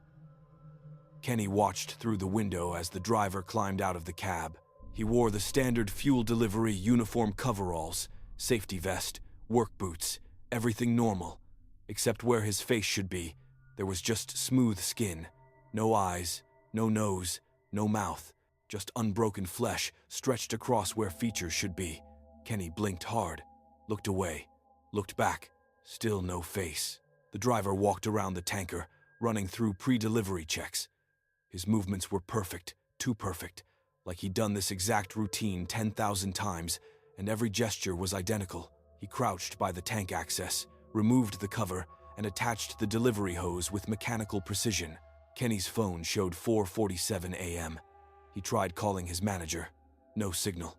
That was wrong. The station had consistent cell coverage. He'd never lost signal here. Outside, the faceless driver activated the pump.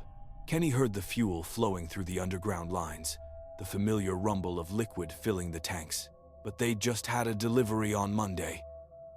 The tanks were at 73% capacity. He checked them when his shift started at 11 p.m. Kenny pulled up the tank monitoring system on the computer. All three tanks showed their levels. Tank A at 71%, Tank B at 75%, Tank C at 72%. But as he watched, the numbers changed. Tank A, 72%, 73, 74. The delivery was real. Fuel was going into the tanks. Kenny went to the door and stepped outside. The cold hit him -27, but he barely felt it. "Hey," he called. "We're not scheduled for delivery today." The driver didn't respond, didn't turn, just stood by the pump controls, monitoring the flow. Kenny approached. "Excuse me, we didn't order this. You need to stop." The driver's head turned toward him, smooth where his face should be. And now Kenny could see it wasn't just smooth. The skin there was moving, rippling, like something underneath was trying to push through. Kenny backed away. The driver returned to his work. Kenny ran inside and locked the door. He watched through the window as the delivery continued. 5 minutes. 10. 15. The tank monitors showed impossible numbers now. Tank A, 112%. Tank B, 108%. Tank C, 115%. That was impossible. Tanks couldn't exceed 100%. They had overflow prevention systems, automatic shutoffs, physical limits, but the numbers kept climbing. 120%. 130. Kenny called 911. The call connected, but all he heard was static. Then, underneath the static, a voice, no, many voices speaking in unison whispered, "Delivery in progress. Please stand by." He hung up. Outside, the tanker's hose pulsed, visibly pulsed, like a living thing, and the fuel flowing through it wasn't right. Through the translucent sections of the hose, Kenny could see the liquid. It was too dark, too thick. It moved wrong, with a viscosity that petroleum products shouldn't have. The delivery finished at 5:37 a.m. The driver disconnected the hose, replaced the tank access cover, and walked back to his cab.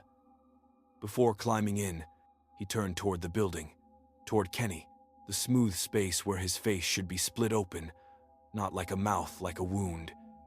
It opened in a vertical line, revealing darkness inside. Deep darkness. And from that darkness came a sound that might have been laughter, or might have been mechanical grinding, or might have been something else entirely. Then the driver climbed into the cab and drove away.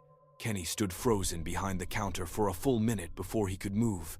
He checked the tank monitors. All three tanks showed 100% capacity, normal, as if the impossible numbers had never existed. He checked the transaction log. No record of a delivery. The system showed Monday's delivery as the most recent. He went outside and examined the tank access points. The covers were secure, undisturbed. No sign that anyone had opened them recently. At 6:15 a.m., the first customer of the morning pulled in. A truck driver named Sarah who stopped here every week on her route. She pumped gas, came inside to pay. "How's your night?" she asked, making the usual small talk. "Weird," Kenny admitted. Had a fuel delivery that shouldn't have happened.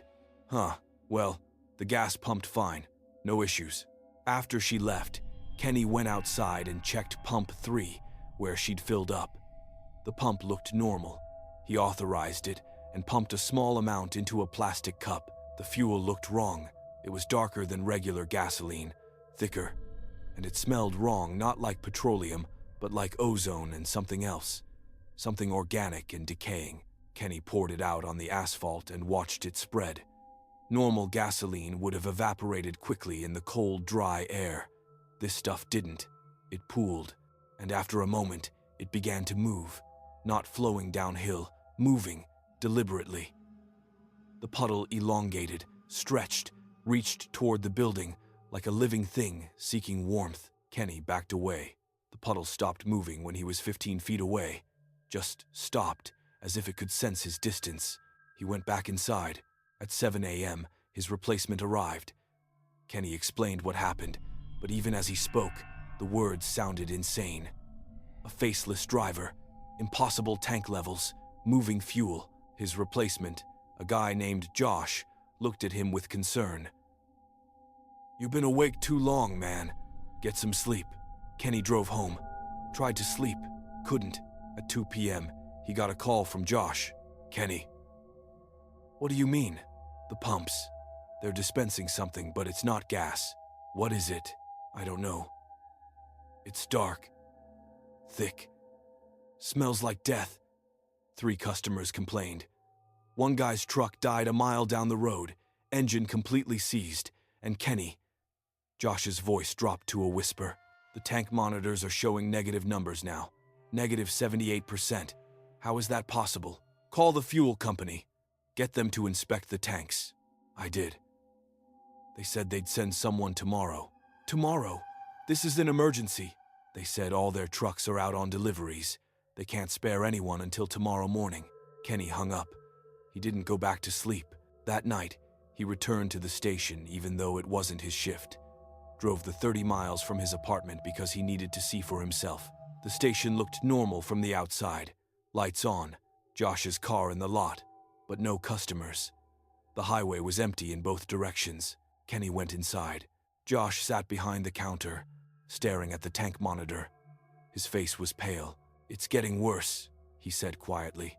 Kenny looked at the screen. Tank A, negative 240%.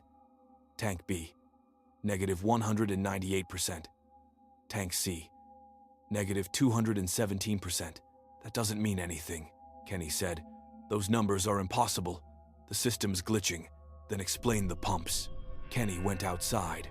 Pumps 1 through 6 were all active, all dispensing fuel, but no one was using them. The nozzles hung in their cradles, but fuel poured from the spouts anyway, steady streams of that dark, thick liquid pooling on the concrete. The pools had grown large. They covered half the pump island, and they were moving, slowly, but definitely moving. All flowing in the same direction, toward the building. Kenny ran back inside. "We need to leave. Now. I can't abandon my shift. I'll get fired." "Josh, look outside. That's not normal. We need to go." But Josh was staring at the tank monitor. His expression had changed, gone slack. His eyes were unfocused. "Josh, the tanks aren't emptying," Josh said in a monotone. "They're filling with what was always supposed to be here. What should have been here from the beginning." "What are you talking about?" Josh turned to look at Kenny, and Kenny saw that his eyes were wrong. They were too dark, too reflective, like looking at puddles of that wrong fuel instead of human eyes. "You brought it here," Josh said. "When you accepted the delivery, you opened the door, let it in. It's been waiting so long, Kenny. Waiting for someone to accept the delivery. I didn't accept anything. I told him to stop. You watched. You didn't prevent it. That's acceptance. That's permission." Josh stood up. "It thanks you. We thank you." Kenny ran for the exit. The door was locked, deadbolted from the inside, though no one had touched it. He tried the emergency exit in the back, also locked. Somehow locked despite having panic hardware that couldn't be locked from inside. The lights flickered. Through the windows, Kenny saw the fuel pools had reached the building. They pressed against the foundation, against the walls, seeking entry, and finding it. Dark liquid seeped under the door, oozed through invisible cracks in the walls, emerged from the drains. The station was filling with it, inch by inch. Josh watched from behind the counter, smiling with his fuel-dark eyes. "It needs a place to exist," he said. "A location. That's what gas stations are, Kenny. Places where fuel exists, where fuel is stored and dispensed, where fuel has purpose. And now it has this place, a real place, because you accepted the delivery." The fuel reached Kenny's shoes, touched them. He felt it burning through the soles, through his socks, touching his skin. It burned, but not with heat. With cold, absolute cold, like every molecule of his flesh was freezing at once. He tried to climb the shelves. The fuel followed, climbing too, defying gravity, reaching for him. "What does it want?" Kenny screamed. "To fuel something," Josh replied. "That's what fuel does. It burns, it provides energy, it powers engines. Engines that ran before gasoline existed, before petroleum, before humans." Kenny's feet were numb. The fuel had covered his shoes completely, was creeping up his legs. Where it touched, his flesh turned black. Not burned, just black, as if the color was leaching out. "You can still leave," Josh said, "but you have to pay for the delivery. That's how it works. Fuel isn't free. There's always a transaction." "How much?" Kenny gasped. "Everything you have, everything you are, everything you will be. Pour it into the tanks. Become fuel yourself." Kenny looked at the door. The fuel had covered the floor completely now, 3 inches deep and rising. He had a choice. Refuse, and the fuel would consume him here. Accept, and he'd become part of it. But maybe he'd escape in some form. "How do I pay?" "Go to the tank access. Open it. Climb in." Kenny waded through the fuel toward the back door. Now it opened easily. Outside, the cold hit him, but he barely felt it through his numb legs. The tank access covers were visible in the snow. He chose Tank A, brushed away snow, and opened it. Darkness below. That deep darkness. And the smell of ozone and decay. "Jump," Josh called from the doorway. "Become part of the transaction. Fuel for fuel." Kenny looked back at the station. The windows glowed with dark light. Not an absence of light, but a presence of darkness. Through the windows, he saw Josh. And behind Josh, other figures. Dozens of them. All with fuel-dark eyes. All watching. Kenny understood. This had happened before. Many times before. Other attendants, other deliveries. All of them paying the same price. He looked down into Tank A. Something moved in the darkness. Something vast. Kenny jumped. The fall took forever. He plummeted through darkness that had depth beyond the physical tank, down and down through impossible space, through layers of reality like falling through floors. He hit liquid, the fuel. It was warm, thick. It filled his mouth, his nose, his lungs, but he didn't drown. The fuel didn't suffocate him. It integrated him. Kenny felt himself dissolving. Not dying, dissolving. His physical form breaking down into component elements. His consciousness fragmenting into thousands of pieces. Each piece became part of the fuel, part of its vast awareness, part of its purpose. He was Tank A now, and Tank B, and Tank C. He was every gallon, every molecule. He was the pumps. He was the hoses. He was the entire delivery system. He felt other consciousnesses in the fuel. Josh, the previous attendants, drivers, customers, everyone who'd been consumed. All of them were the fuel now. All of them aware, but unable to control their new existence. Just passengers in the dark liquid that flowed and waited. Kenny felt himself being pumped, felt himself flowing through hoses into customer vehicles, felt himself burning in their engines, powering their travel, taking them wherever they needed to go. And he felt the station, felt it like a body. The building was a shell, the tanks were organs, the pumps were limbs, and the fuel the wrong fuel, the fuel that shouldn't exist was blood. The station was alive, had always been alive, disguised as a normal gas station, but actually something older, something that fed on petroleum and people and possibility. Kenny tried to scream, tried to resist, but he was just fuel now. Fuel doesn't scream, fuel just burns. The station operates normally these days. The fuel company inspected the tanks and found nothing wrong. The negative percentage readings were ruled a computer glitch. The dark fuel that customers complained about was attributed to contamination that cleared itself somehow. Kenny never showed up for another shift. His apartment was empty when the landlord checked. His car was found abandoned at a rest stop 70 miles north. No sign of Kenny himself. Josh still works there. Day shifts now. He's an excellent employee. Never late, never complains, never asks questions. He just pumps gas and takes payment and smiles with eyes that are slightly too dark when the light hits them wrong. And once a week, on Thursday at 4:43 a.m., a tanker truck arrives. The driver has no face. The delivery isn't on the schedule, but the night attendant always accepts it. They always accept it, because refusing isn't possible. Not once the tanker arrives, not once the delivery begins. The fuel has to go somewhere, and the tanks are always hungry. If you stop at the BP station at mile 189 on the Glen Highway, the gas will pump fine. Your engine will run fine. Everything will seem normal. But sometimes, late at night, when you're driving through the dark Alaskan wilderness, you'll hear voices coming from your fuel tank. Whispering voices. Dozens of them. Hundreds. All saying the same thing. Help us. We're still here. We're still burning. We're still being consumed. And if you check your receipt, you'll find something wrong with it. The attendant's name will be someone who disappeared months ago, years ago, because the station doesn't have employees anymore.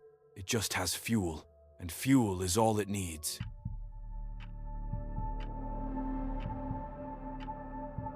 The loyalty card appeared in Miranda's wallet on a Tuesday, and she was absolutely certain she'd never signed up for the Arctic Express rewards program because Arctic Express stations didn't exist. She discovered it while looking for her debit card at a coffee shop in Anchorage. A bright blue plastic card with white lettering, Arctic Express Frequent Customer Rewards. And below that, her name, Miranda Chen, and a membership number, 0000000001. Customer number 1. That was weird enough. But weirder was the fact that she'd never heard of Arctic Express. She'd lived in Alaska her entire 32 years and knew every gas station chain in the state. There was no Arctic Express. She Googled it. No results. Not the chain, not the logo, nothing. She asked her coworkers. No one had heard of it. That night, she tried to throw the card away, put it in the trash, took the bag out to the dumpster, and went to bed. Wednesday morning, the card was back in her wallet. Same slot, same position, as if it had never left. Miranda tried cutting it up. The scissors wouldn't penetrate the plastic. She tried burning it. The flame wouldn't catch. She tried leaving it at a restaurant. It was in her wallet when she got home, Thursday. She found a receipt in her pocket. Arctic Express. A purchase she hadn't made. 2X energy drink. $7.98. Rewards points earned. 8. Total points. 8. She hadn't bought any energy drinks. Hadn't been to any gas station that day. Friday. Another receipt appeared. 1. X regular. Unleaded $67.43. Rewards points earned. 67. Total points. 75. She checked her bank account. No charges. Her car's gas tank sat at half full, same as yesterday, but the receipts kept appearing. In her pockets, in her purse, in her car, multiple times per day. By Sunday, she'd accumulated 43 receipts and 297 rewards points for purchases she'd never made. Monday morning, she found a coupon in her mailbox. Congratulations! You've earned a free fountain drink at any Arctic Express location. Show this coupon to redeem. Miranda crumpled it up and threw it away. Monday night, she was driving home from work when she saw it. An Arctic Express station, sitting on Muldoon Road, between a grocery store and a pharmacy, a location she'd driven past thousands of times. The station was lit up, pumps active, customers visible inside, but it hadn't been there that morning. She was sure. She pulled into the lot. Inside, the store looked normal, clean, well-stocked. Fluorescent lights and refrigerated drinks and snack aisles. A clerk stood behind the counter, a young guy, maybe 20, wearing an Arctic Express polo shirt. "Welcome to Arctic Express," he said automatically. "Do you have a rewards card?" Miranda pulled out the blue card, hands shaking slightly. The clerk scanned it. His computer beeped, and his expression changed. His eyes widened. Oh, wow. Customer number 1. We've been waiting for you. What does that mean?" "You're the first. The program beta tester. You get special benefits." He gestured to a display near the counter. "Free drinks, free snacks, free gas. Once you hit 500 points, you're already at 297, so you're more than halfway there. I didn't make any of those purchases." "Sure you did. They're all in the system. See?" He turned the monitor to show her. A complete transaction history. Dates, times, items, locations, all at Arctic Express stations across Anchorage. Except Miranda recognized some of those dates and times. On February 3rd at 2:47 p.m., the system said she'd purchased gas at the Arctic Express on Northern Lights Boulevard, but she'd been in a work meeting at 2:47 p.m. in February 3rd. She had calendar proof. "This is wrong," she said. "The system doesn't lie," the clerk said, smiling. "You probably just don't remember. We all forget little purchases, right? I'd remember 43 separate transactions." The clerk's smile never wavered. "Would you like to redeem your free drink today? You have the coupon." "No, I want to cancel my membership." "Oh, you can't cancel. Not once you're in the system. It's in the terms and conditions you agreed to." "I never agreed to anything." "Sure you did, when you accepted the card." His eyes, Miranda noticed now, were wrong. Too shiny, too reflective, like polished glass. She backed toward the door. "Have a great day," the clerk called. "Don't forget to use your rewards." Miranda ran to her car. As she pulled out of the lot, she looked back. The station was gone. Just an empty, fenced lot, like it had been for years. Tuesday, she found 3 more receipts. Her points were at 341. Wednesday, 5 receipts, 409 points. Thursday, 7 receipts.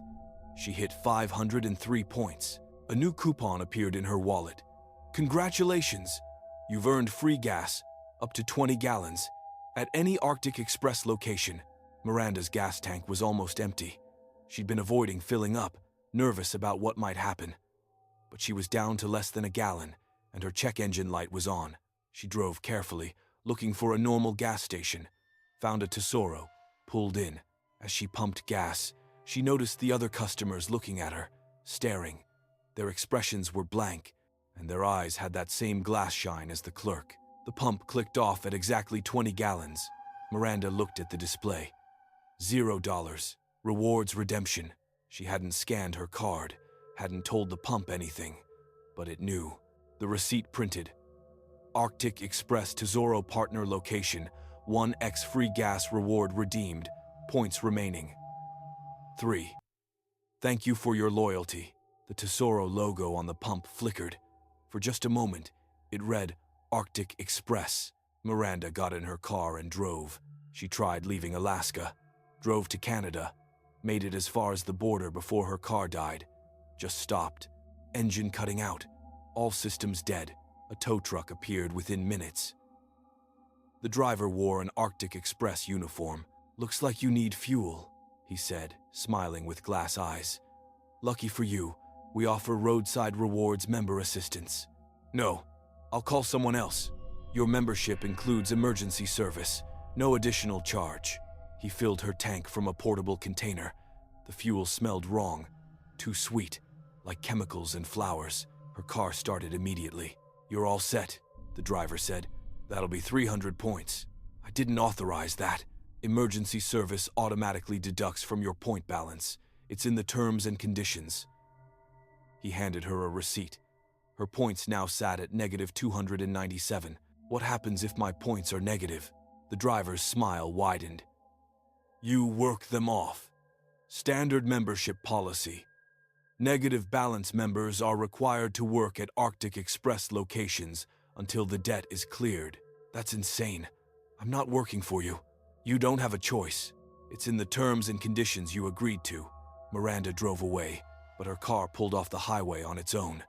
The steering wheel turned without her input. The car drove itself to an Arctic Express station she'd never seen before, deep in the wilderness off a logging road.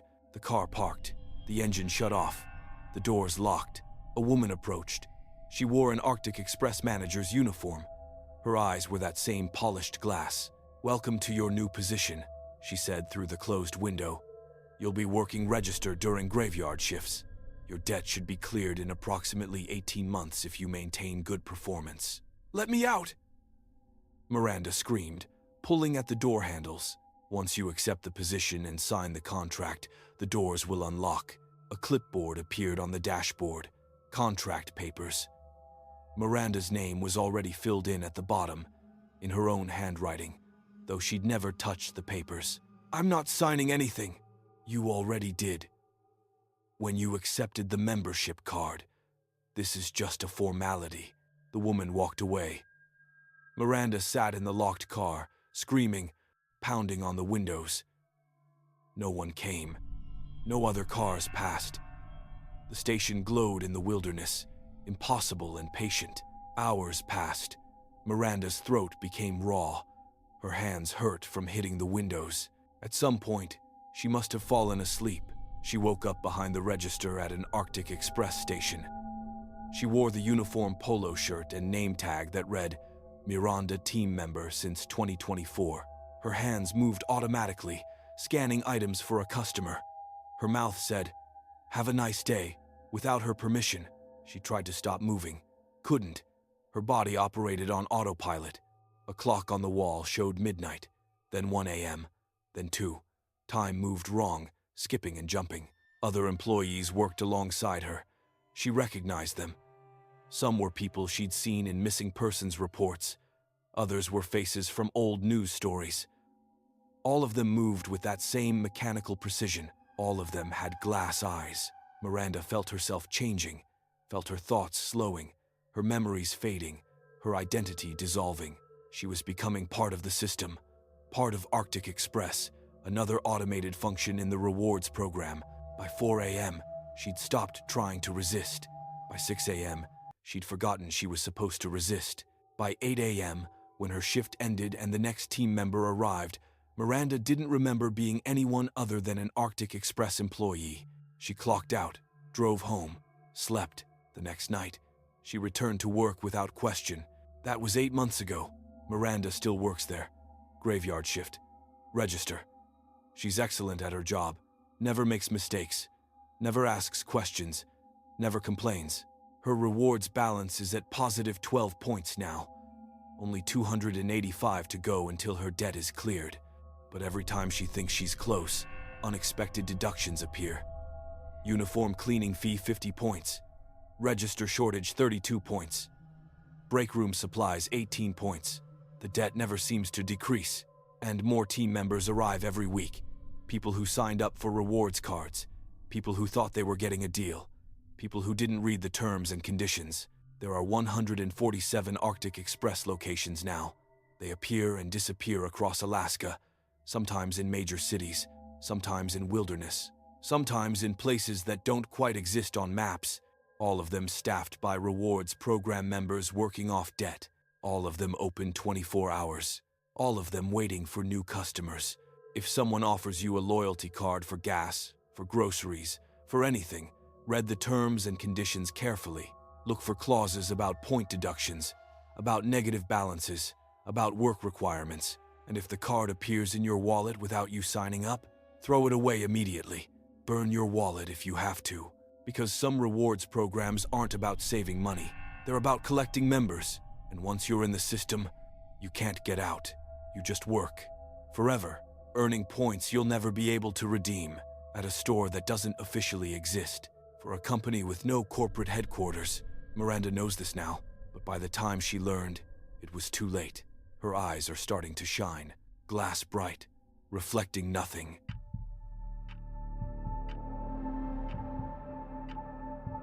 The third time Garrett passed the Shell station in the same night, he realized the road wasn't moving.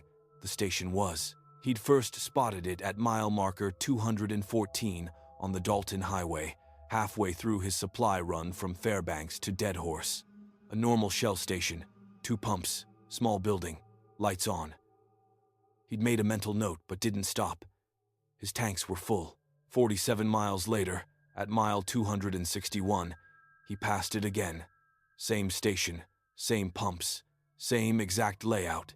Even the same blue pickup truck parked by the door. Garrett checked his odometer, checked his GPS. He'd definitely driven 47 miles. But there was the station, identical to the one he'd passed. Maybe it was a chain with identical layouts, Garrett thought. That made sense. Corporations did that, built cookie-cutter stations to save on design costs. But 83 miles later, at mile 344, he passed it again. Same station, same pumps, same blue pickup truck in the exact same position, even parked at the same angle with the same dusting of snow on its hood. Garrett pulled over and sat idling on the shoulder. He was wide awake, had only been driving for 3 hours, not tired enough for hallucinations. He checked his log, checked his GPS tracking. The data was clear. He'd driven 130 miles north from his first sighting, but the station had appeared 3 times. He looked in his rearview mirror. The station sat there, a quarter-mile back, lights glowing in the polar darkness. Inviting, normal. Garrett put the truck in reverse and backed up slowly. The station stayed put as he approached. He pulled into the lot, parking next to the blue pickup. Up close, he could see the truck was old, early 2000s model, showing rust and wear, but the snow on it was fresh. Someone had parked here recently. The station's sign read, "Shell open 24 hours." Through the windows, Garrett could see shelves, a counter, normal gas station interior, but he couldn't see anyone inside. He checked his fuel gauge. Still 3/4 full. He didn't need gas, but he needed answers. Garrett got out, the cold hitting him instantly, -41 degrees, according to his dashboard. He moved quickly to the door. It opened with the electronic chime. Inside, warmth and fluorescent brightness. Everything looked aggressively normal. Too normal. Like a photograph of a gas station rather than an actual place. The products on the shelves were all name brands he recognized, but arranged with unnatural precision. Every label faced forward. Every item aligned perfectly. "Hello?" Garrett called. No response. He walked to the counter. The register was on, screen displaying a screensaver with the Shell logo bouncing around. Behind the counter, a doorway led to a back room. Darkness beyond. A handwritten sign next to the register read, "Self-service after midnight. Please leave payment in cash box. Thank you." Garrett checked his watch. 2:37 a.m. He examined the cash box. It was unlocked, sitting right on the counter. Inside, he could see bills, 20s, 10s, 5s, more money than anyone should leave unsecured. Something was very wrong. Garrett pulled out his phone to take pictures. No signal. That wasn't unusual this far north, but unsettling nonetheless. He walked the aisles. Everything was fully stocked. Fresh food in the warmers, hot dogs, pizza, breakfast sandwiches. The coffee pots were full and hot. Someone was maintaining this place, but where were they? In the back corner, he found a bulletin board covered with printed notices. Missing. Robert Chen, last seen March 2019, Dalton Highway mile 261. Missing. Sarah Bellows, last seen July 2020, Dalton Highway mile 214. Missing. Marcus Webb, last seen October 2021, Dalton Highway mile 344. There were dozens of them, all missing persons, all last seen at different mile markers on the Dalton Highway. All the mile markers where Garrett had seen this station. His hands started shaking. He walked quickly back to the exit. The door wouldn't open. He pushed, pulled, nothing. It was locked somehow, though there was no lock mechanism he could see. "Okay," he said aloud, trying to stay calm. "Okay, there's another exit. Back door. Every building has a back door." He found it in the storage room, a standard metal door with an exit sign. He pushed the crash bar. It didn't budge. He slammed against it with his shoulder. The door felt solid as concrete. Through the door's small window, he could see his truck outside, 20 feet away. Might as well have been 20 miles. Garrett returned to the main store. Looked out the front windows. His breath caught. The blue pickup truck was gone. Just gone. Empty space where it had been parked. And beyond his truck, beyond the pool of light from the station, the highway had vanished. Where the road should be, there was only darkness. Absolute darkness, like looking into a void. Garrett grabbed a display rack and swung it at the window. It bounced off the glass without leaving a mark. He tried again, putting all his strength into it. The glass didn't even scratch. "Let me out!" he screamed. "Somebody help!" The lights flickered. When they stabilized, someone stood behind the counter. A man, middle-aged, wearing a Shell Station uniform shirt. He smiled pleasantly. "Sorry, was in the back. Can I help you find something?" Garrett's heart hammered.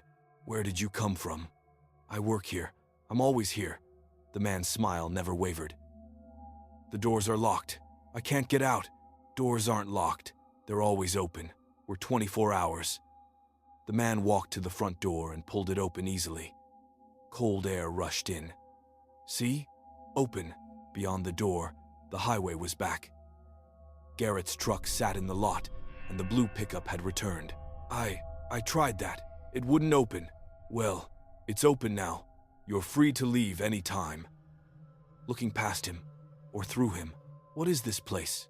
Garrett asked. "Shell Station, mile 214 on the Dalton Highway. We've been here since 1987. "That's impossible. I passed this same station at 3 different mile markers." The man's smile widened slightly. "Must have been different stations. We all look alike, don't we? Corporate design. No, it was this station. Same layout, same blue truck, same everything. Then I guess you were going in circles. Happens sometimes out here.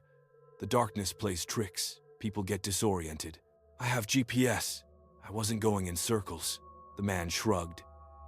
"If you say so. Do you need anything? Gas? Snacks?" "Coffee's fresh." Garrett moved toward the open door, toward escape. He kept his eyes on the man as he backed toward the exit. The man just stood there, smiling, watching. Garrett reached the door and stepped outside. The cold was brutal, but he'd never been so grateful for it. He ran to his truck, jumped in, started the engine. As he pulled out of the lot, he looked back. The man stood in the doorway, silhouetted by the interior lights, still smiling, watching Garrett leave. Garrett drove north, fast, pushing 70 miles per hour despite the ice and darkness. 23 miles later, at mile 237, he passed the station again. "No," he whispered. He kept driving, didn't slow down, didn't look back. 31 miles after that, at mile 268, it appeared on his right. Same station, same lights, same blue pickup. Garrett's fuel gauge caught his attention. It had dropped to half. That was wrong. He'd started this stretch at 3/4, and he shouldn't have burned through a quarter tank in just 54 miles. He did the math. At his fuel consumption rate, he'd driven over 120 miles. But his GPS said 54. One of them was lying. At mile 292, the station appeared again. Garrett's gauge read 3/8. At mile 307, the station gauge 1/4. At mile 331, the station gauge 1/8. Garrett realized what was happening. Every time he passed the station without stopping, his fuel dropped. Not because he was consuming it, because something was taking it. At mile 349, the station appeared again, and his low fuel warning light came on. He had maybe 40 miles left in the tank, not enough to reach Deadhorse, not enough to turn back to Fairbanks. The next real station was 60 miles away. He had to stop. Garrett pulled into the lot, the same position. The blue pickup truck sat there, like it had every time. He sat in his truck for a full minute, debating. Then he got out and approached the pump. The pump activated before he touched it. The display lit up. "Welcome back. Please select grade." Garrett selected regular and lifted the nozzle. He started filling his tank. The numbers on the pump rolled normally. 5 gallons, 10, 15. The flow stopped automatically at 23 gallons, exactly what his tank held. The pump display showed $0, paid in full. Garrett stared. I didn't pay. The display changed. Payment already received. What payment? I didn't authorize any charges. Payment already received appeared again. Garrett checked his phone. Still no signal. He checked his wallet. All his cash was still there. His credit cards were all present. What payment? The man appeared at the station door, still smiling. All set? Your pump says I paid, but I didn't pay anything. You paid every time you passed without stopping. A little each time. Miles, time, possibility. It all adds up. The transaction is complete. You can go now. What did I pay with? What everyone pays with. The things you would have done. The places you would have gone. The version of you that would have made it to Dead Horse tonight. The man tilted his head. He doesn't exist anymore. We took that possibility. But this version of you, the one who stopped, still gets to leave. Fair trade. Garrett felt cold that had nothing to do with the temperature. You're saying you erased a version of me? Not erased. Collected. We run on alternate possibilities. Every time someone passes without stopping, we collect the version that would have kept driving. Eventually, they run out of fuel and have to stop. Then they meet us, and we consume the junction point the moment they chose to stop instead of continuing. That's insane. That's business. We're a gas station. We provide fuel. We take payment. Simple transaction. Let me leave. Right now. You're free to go. You always were. But I should warn you, your truck has enough fuel to reach Dead Horse now. But you've already been there. The version of you that stopped here will never arrive. Your delivery is already late. Your dispatcher already filed a missing person report. 3 days from now, they'll find your truck abandoned at mile 344. But they'll never find you, because you stopped here. And that changed everything. You're lying. The man shrugged. Drive and find out. Garrett got in his truck and drove. Mile 350, 360, 370. The station didn't reappear. He was making progress. Real progress. At mile 402, he reached what should have been Dead Horse. But the town wasn't there. Just empty tundra. Abandoned buildings. No lights. No people. His GPS insisted this was Dead Horse. But Dead Horse was gone, as if it had never existed. Garrett turned around and drove south. At mile 344, the station appeared. He didn't stop, kept driving, but his fuel gauge started dropping again. Fast, 1/4, 1/8, empty. At mile 331, his engine sputtered and died. He coasted to the shoulder and sat in the dead truck as the heat drained away. 20 minutes later, headlights appeared behind him. A tow truck, Shell logo on the door. The man got out and approached Garrett's window with a can of gas. Looks like you need assistance, the man said, still smiling. Always smiling. Stay away from me. I'm just helping. No charge for roadside assistance. We take care of our customers. The man poured gas into Garrett's tank. 5 gallons. Enough to get back to the station. I'm not your customer. Sure you are. You stopped. You paid. That makes you ours. Forever. Garrett tried to start the truck. It wouldn't turn over. Dead battery now. Impossible, the battery had been fine. I can give you a jump, the man offered. Back at the station. Just a quarter mile that way. I'm not going back there. Then you'll freeze. It's -41. Your truck will be cold in under an hour. You'll be dead in 2, or you can accept help. Choice is yours. Garrett sat in the truck as the temperature dropped. He could feel the cold seeping in through the metal, through the windows, through his clothes. He lasted 47 minutes before he couldn't feel his fingers. Fine, he gasped. Fine, help. The man hooked up the tow cable and pulled Garrett's truck back to the station. Back to mile 344. Back to the beginning. Inside the station, warmth returned to Garrett's body slowly, painfully. The man made coffee and handed him a cup. You're not the first, the man said. And you won't be the last. This highway's long, lonely. People pass by. Most just drive past. But some notice. Some see us where we shouldn't be. Multiple locations, impossible positions. And once they notice, they're ours. What are you? A gas station, that's all. We provide fuel.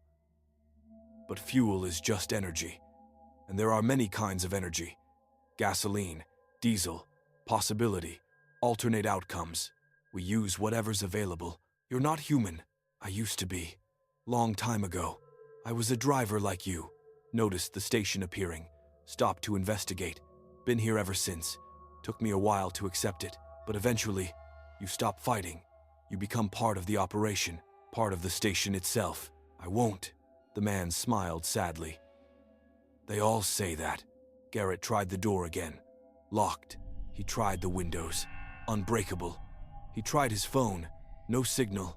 Days passed. The clock on the wall moved, but time felt wrong. Sometimes hours passed in minutes. Sometimes minutes took hours. Other drivers pulled in occasionally. They bought gas, bought snacks, and left. They didn't see Garrett. He screamed at them, waved, tried to get their attention. They looked right through him, as if he wasn't there. They're on a different layer, the man explained. Different possibility branch. They exist in the world where this is just a normal station. You exist here, where you've seen the truth. The two don't overlap. Garrett stopped trying to escape after 2 weeks. Or maybe it was 2 months. Time had lost meaning. He started helping around the station, restocking shelves, cleaning, making coffee. The man didn't ask him to. Garrett just started doing it. Something to pass the time. One day, the man handed him a uniform shirt. Might as well look the part. Garrett put it on without thinking. The next time a driver pulled in someone who existed on Garrett's layer, someone who could see him, Garrett greeted them automatically. Welcome to Shell. Can I help you find anything? The words came out naturally, easily. The driver looked nervous. I've passed this station 3 times tonight. 3 different mile markers. What's going on? Garrett smiled. He wasn't sure when he'd started smiling, but it felt right. Natural. Must have been different stations. We all look alike, don't we? Corporate design. No, it was this station. I'm sure of it. Then I guess you were going in circles. Happens sometimes out here. The darkness plays tricks. The driver backed away slowly. I need to leave. Doors are always open. We're 24 hours. Garrett gestured to the exit. The driver ran. Garrett watched through the window as they drove away. He knew they'd be back. They always came back. Once they noticed the station, they couldn't escape it. That was 6 years ago. Garrett doesn't remember his old life clearly anymore. Doesn't remember where he was driving or why. Doesn't remember his family's faces or his home address. He just remembers the station, the routine, the customers. He is the station now, part of it. Woven into its structure, into its impossible existence across multiple mile markers, multiple realities, multiple timelines. New employees arrive sometimes, drivers who noticed, who stopped, who couldn't leave. They resist at first. They all do, but eventually, they put on the uniform. Eventually, they smile. If you drive the Dalton Highway and see the same gas station twice, especially if the details are identical, down to vehicles in the parking lot, don't stop. Don't investigate. Don't try to make sense of it. Just drive. Keep driving. Pretend you didn't notice. Because once you stop, once you acknowledge that something impossible is happening, you become part of the impossibility. You become fuel for the station that moves. The station that's always been there. The station that's never been there. The station that exists in the cracks between mile markers. Between possibilities. Between the version of you that kept driving and the version that stopped. And the version that stopped never leaves. Never. Garrett knows this now. He stands behind the counter, wearing his uniform, smiling at customers, waiting, always waiting, for the next driver who notices, the next one who stops, the next employee. The station is always hiring, always.